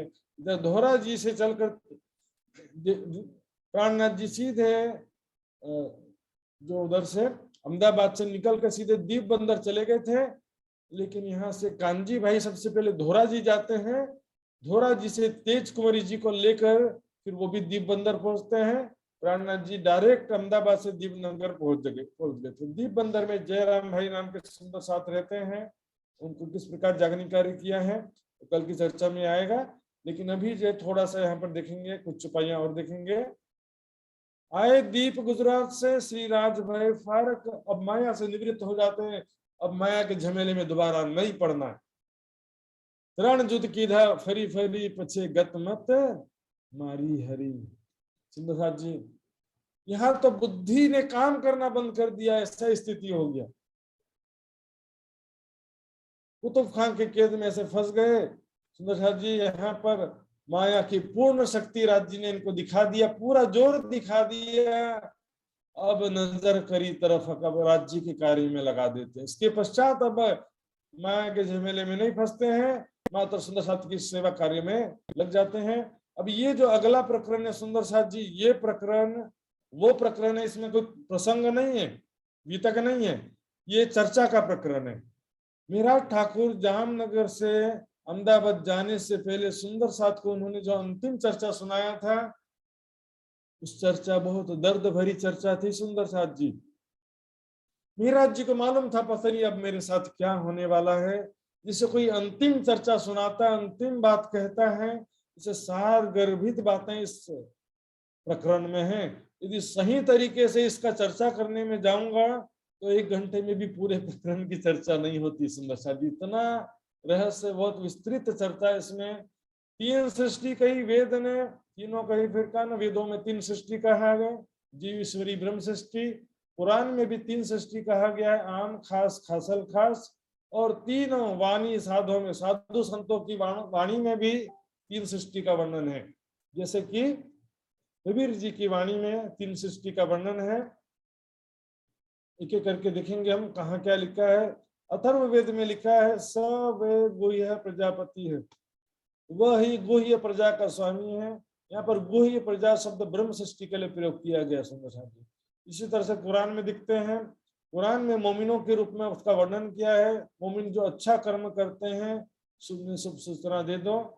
जो व्यक्ति अपने रब के स्पष्ट प्रमाण पर है और मार्गदर्शन पर है, तो इसे, और जिनको खुदा का प्रकाश और मार्गदर्शन से वंचित हैं जो लोग, दोनों बराबर कैसे हो सकते। ब्रह्म सृष्टि को खुदा का मार्गदर्शन, हक हिदायत प्राप्त है, जीव सृष्टि को उनकी हिदायत प्राप्त नहीं है। दुनिया मोमिनों के लिए कैद खाना है और काफिरों के लिए जन्नत है। जो संसार ब्रह्म सृष्टि लाई कैद खाना का जस्ते लाग दे छे, संसार अग्नि के जस्ते ही लाग दे छे ब्रह्म सृष्टि लाई। और जीव सृष्टि के लिए क्या है, संसार जन्नत के जस्ते। संसार उनको बड़ा रमायलो लाग दे छे। संसार में सुंदर साथ जी भोग छ त रोग पनि छ, संसार में सुख छ पनि दुख छ, मिलन छ बनी वियोग पनि छ। संसार में सुख शांति कसरी मिलने सकते। जब मैं मरम पायो मोह जल को, तब मैं भाग गया रोई। संसार को रहस्य जिसको ज्ञान होता है, वो खिले हुए फूल की जैसे मुरझा जाता है वैसे हो जाता है, फूल के समान मुरझा जाता है जिसको संसार की नश्वरता का ज्ञान हो जाता है। जैसे गोवर्धन ठाकुर के धाम गमन के पश्चात मेराठ ठाकुर को कैसे हो गया था, वैसी स्थिति हो जाती है। बाइबल में भी लिखा है चूजन पर्सन और परमेश्वर की संतान लिखा हुआ है सुंदर साथ जी। देखिए क्या लिखा है, यदि वे दिन क्लेश के दिन, दुख के दिन घटाए ना जाते तो कोई भी प्राणी जीवित ना बचता, और चुने हुओं के कारण घटा दिए गए। हमने देखा कोरोना काल में कैसी हालत हो गई थी, सेकेंड वेव में ऐसे लोग जो है हजारों लाखों की संख्या में हर दिन मर रहे थे। लगा प्रलय का समय नजदीक आ गया है। ब्रह्म सृष्टि के लिए राज जी ने दुनिया का दुख भी कम कर देते हैं। चूजन पर्सन लिखा हुआ, चुने हुए ने चूजन पर्सन। फिर परमेश्वर की संतान भी कहा गया, देखेंगे जो कोई परमेश्वर से जन्मा है वह पाप नहीं करता, क्योंकि वो परमेश्वर से जन्मा है। जन्मा मतलब ब्रह्म सृष्टि कहा गया, यहाँ पर ब्रह्म की सृष्टि है। जो परमेश्वर की संतान और शैतान की संतान इसी बात से जाने जाते हैं, जो कोई धर्म के काम नहीं करता है वो परमेश्वर से नहीं, और जो अपने भाई से प्रेम नहीं रखता वो भी परमेश्वर से नहीं है। मतलब परमेश्वर की संतान ब्रह्म सृष्टि, शैतान के संतान जीव सृष्टि। शैतान क्या है, माया। माया सात्विक चेतना शक्ति के स्वरूप कहा गया जीवों को। छल को छल ना लागे ओ लहरी ओ जल। माया के जीव माया के ही स्वरूप कहे जाते हैं, और सभी जीवों के अंदर जो जीव चेतना है वो भी स्वाप्निक चेतना का ही अंश है, माया का ही अंश है। तो उसमें साथ जी यहाँ पर बाइबल में भी इस प्रकार कहा गया है, जीव ईश्वरी ब्रह्म की तीनों के जुदे मुकाम आम खास खासर का बीच के निधान। जी मैंने बताया। कबीर जी ने क्या कहा देखते हैं, शास्त्रों तीन सृष्टि कही जीव ईश्वरी ब्रह्म, और यहाँ पर कुरान में आम खास खासल खास कहा गया है। उसी को कबीर जी ने कहा सृष्टि तीनों कही कबीर ने, एक परम हंसो हंसो न तीसरी सृष्टि जीव की। कबीर जी ने जीव हंस परमहंस तीन सृष्टि का, जिसको यहाँ पर जीव ईश्वरी ब्रह्म सृष्टि कहा गया है, उसी को ही यहाँ पर जीव हंस परमहंस कहा गया। सुंदर साथी, परमहंस यहाँ पर किसे कहा गया? ब्रह्म सृष्टि को परमहंस कहा गया है। अब दुनिया वालों को समझ में आया नहीं, बड़े बड़े योगी जन और जो बड़े बड़े स्थानों के महंतों को परमहंस कहने लगे। इसी प्रकार वाणी सुंदर साथ में भी क्या हुआ, जो सिद्ध ब्रह्म मुनि हुआ है, जहाँ ध्यान साधना सिद्धियां प्राप्त कर लिया जिन ब्रह्म मुनियों ने, उनको परमहंस कहने लगे। पर वाणी में देखेंगे, वीतक में देखेंगे, परमहंस ब्रह्म सृष्टि का पर्यायवाची शब्द, समानार्थी शब्द। परमहंस बने को के ब्रह्म सृष्टि, जीव ईश्वरी ब्रह्म, जीव सृष्टि ईश्वरी सृष्टि ब्रह्म सृष्टि को ही कबीर जी ने क्या कहा, जीव हंस परमहंस। हंस मतलब ईश्वरी सृष्टि, परमहंस मतलब ब्रह्म सृष्टि। बात ठीक है कि भाई रहनी में तो आना पड़ेगा, ब्रह्म सृष्टि नाम रखने से थोड़ी काम होता है। परमहंस का मतलब देखिए, नदी किलकिला तीर पर उतरे परमहंस आए, तीन में सिरदार अक्षरातीत देख अपना ठोर सुख पाए। किलकिला नदी के किनारे कौन आए? 5000 सुंदर सात आए। सुंदर सात को यहाँ पर परमहंस कह रहे, ब्रह्म सृष्टि कह रहे। तीन में सिरदार अक्षरातीत, प्राणनाथ जी को परमहंस नहीं कहा गया। आज क्या बोलेंगे, परमहंस ये परमहंस वो, परमहंस का अर्थ आज हम राज्य से ले लेते हैं। परमहंस अभी सुंदर सात को परमहंस कहा गया। जैसे हम सुंदर सात कहते हैं, ब्रह्म सृष्टि कहते हैं, ब्रह्म मुनि कहते हैं, और परमहंस, इसमें कोई अंतर नहीं। परमहंस श्री प्रीतम जी, तो परमहंस मतलब क्या सुंदर साथ जी? सुंदर सात जो है वो परमहंस कहते हैं। अब कोई नाम का कहाँ यूज कर रहा है, मिस यूज कर रहा है, नाम का किस प्रकार यूज कर रहा है, उसके ऊपर है। देखिए, परमहंस में सभी सुंदर सात ही परमहंस है, ब्रह्म सृष्टि को ही परमहंस कहा गया है। इसमें मैं प्रीतम जी का कोई कमेंट नहीं कर रहा हूँ, लेकिन इसमें सुंदर साथ जी केवल यहाँ पर उनकी अकेले की बात तो नहीं, हमारे समाज में बहुत जगह ऐसा चल रहा है। समाज में जो सिद्ध कोई हुए हैं, जैसे कृष्ण प्रियाचार्य जी, राम रतन दास जी, माधव दास जी महाराज, मंगल दास जी महाराज, जैसे कुछ चुनिंदा जो ब्रह्म मुनि हुए हैं, उनके नाम के आगे परमहंस लगाना शुरू किया। वाणी में भी तक में कसलाई भन्नु भएको छ परमहंस हेर्नु। परमहंस लाल दास जी महाराज, परमहंस केशव दास जी महाराज कथा लिख्नु भएको छ भन्नु तपाईहरु। परमहंस भीम भाई, परमहंस केशव दास जी, परमहंस भैया सीताराम जी कथा पनि लिख्नु भएको छैन। परमहंस तो सुंदर साथ ले लिख्नु भएको छ। अब पन्ना जी में पहुंचने से पहले सारे परमहंस अवस्था को प्राप्त गर्नु भएको छ, त्यस्तो पनि भन्छन्। अभी अहिले पन्ना जी में जब तक नहीं पहुंचे हैं, परिक्रमा का वाणी अवतरण भएको छैन, सागर श्रृंगार का वाणी अवतरण भएको छैन, पहले परमहंस हो गए सब। परमहंस है, होते नहीं है। परमहंस बना नहीं जाता है, परमहंस होते हैं। परम धाम की ब्रह्म सृष्टि ही परमहंस है। ब्रह्म सृष्टि क्या बना जाता है सुंदर साथ जी? तो परमहंस कैसे बनेंगे फिर? परमहंस कोई अवस्था को नाम थे ना, परमहंस तो ब्रह्म सृष्टि को नाम है। श्रेष्ठ ब्रह्म के साथ हैं, जाए मोहम्मद दिया पैगाम। ब्रह्म सृष्टि के लिए ही मोहम्मद साहब कुरान लेकर के आए। तो खुदा ने मोहम्मद की रूह को, श्यामा जी को 90,000 हरफ कहा था। वो किसके लिए कहा था? ब्रह्म सृष्टि के लिए। कुरान में 30,000 शरीयत के हैं, लेकिन 30,000 हकीकत के शब्द भी तो कहा गया है ना। हकीकत के 30,000 जो शब्द हैं वो संकेतों में लिखा है, जो कयामत की भी बातें हैं, परमधाम की भी बातें हैं, मोमिनों की बातें हैं, कयामत की निशानियां, इमाम मेहदी, सारूल्लाह, ये सारी जो बातें हैं 30,000 शब्द हैं। ये तक में देखिएगा, कोई कहता कि मात्र हरफे मुक्तवात ही हकीकत के, और कुछ भी हकीकत की बात नहीं लिखी है। कभी कहेंगे 1-2 आयत मात्र हैं, सूरह कौसर में, सूरह कदर में 2-4 आयतें हैं बस हकीकत की, और कोई भी बातें नहीं है। अरे भैया 30,000 शब्द हकीकत के कहा गया है। 30,000 हकीकत के हर्फ है कुरान में। और वास्तव में सुंदर साहब जी ध्यान देंगे मेरी बात पर कि कुरान आप पढ़िए, कुरान में शरीयत को पूरा तो लगभग नहीं है सुंदर साहब जी। कुरान में हकीकत शरीयत को पूरा तो कुरान में छैन। आज पनि जो शरीयत को नियमहरू छ कुरान में लिखिएको छैन।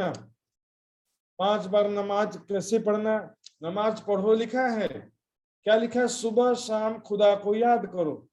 सुबह सूर्यास्त सूर्योदय के समय और शाम को सूर्यास्त के समय परमात्मा का ध्यान करो, उसी को नमाज कहा गया है।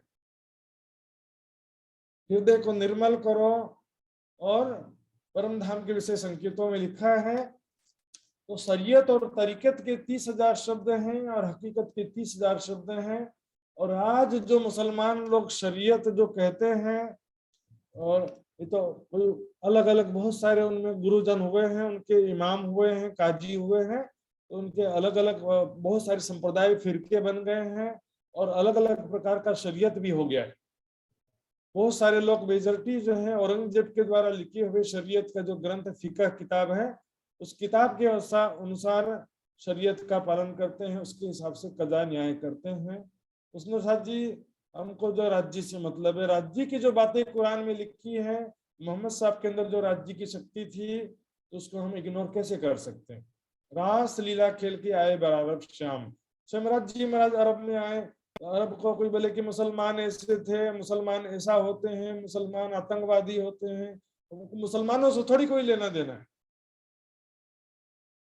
एक प्रकरण है सनंद ग्रंथ में जिसमें जाहरी मुसलमानों की खंडनी भी की गई है, काजी मौलवियों की खंडनी भी की गई है उसमें। तो फंदरहाट जी, लेकिन जो अच्छी बातें हैं तो अच्छी बातें हैं,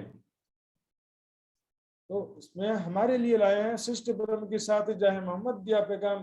गाड़ी में देखेंगे इन उम्मत भाइयों वास्ते मोहम्मद आए 3 बेर। हमारे लिए मोहम्मद साहब 3 बार आए। उम्मत भाइयों वास्ते हमरो लागि मोहम्मद साहब 3 चोटि आउनु भएको छ। 3टा मोहम्मद आएको छैन, 3 चोटि आउनु भएको छ। मोहम्मद कति छ? 3टा मोहम्मद छ होइन सुन्दर साथी, मोहम्मद त एउटै छ तर 3 चोटि आउनु भएको, 3 बेर। हेर्नु के लेखेको छ, 3 चोटि आउनु भएको। राज्य का आवेश श्यामा जी की आत्मा ब्रह्म आत्माओं के लिए 3 बार आए दुनिया में। सुंदर साथी हमारे वास्ते ही मोहम्मद साहब आए हैं दुनिया में। तीनों सूरतें वापस में एक हैं। कल की चर्चा में हम विस्तार से देखेंगे ये बात को कि किस प्रकार मोहम्मद साहब के अंदर जो है जो 3 प्रकार की शक्तियां, 3 बार मोहम्मद साहब के आना लिखा है, मतलब उनके अंदर जो शक्ति थी श्यामा जी की आत्म थी वो 3 बार आने की बात है। 3 मोहम्मद कहीं भी नहीं लिखा वाणी में, बल्कि देखिए कुरान के हिसाब से देखते हैं तो मोहम्मद साहब की सारी महिमा लिखी है। ईसा रुअल्लाह इमाम मेहदी को महिमा लिखनु भएको छैन। कुरान में क्या लिखा है कि मोहम्मद साहब ही सबको दोजख से छुड़ाएंगे, मोहम्मद साहब के हाथ में सारा न्याय का अधिकार होगा। तो जब हम कहते हैं कि मोहम्मद ही दोबारा इमाम मेहदी के रूप में आए हैं, मोहम्मद साहब ही ईसा रुअल्लाह के रूप में आए हैं, तो second coming and third coming, दोबारा आने को ही 3 बार आना कहा गया। मोहम्मद आए 3 बार, दोबारा आना, second coming of Mohammad, third coming of Mohammad. बसरी मलकी हक की 3 सूरतें जो हैं, मेरी तीनों सूरत एक हैं, सुंदर साजी वाणी में कहा गया है। इसके विषय में विस्तृत रूप से कल चर्चा में सुनेंगे, अभी समय बहुत हो चुका है। आइए सुंदर साजी अब चौपाई दोहराते हैं। बोलो श्री प्राणनाथ प्यारे की जय। श्रेष्ठ ब्रह्म की साथ है,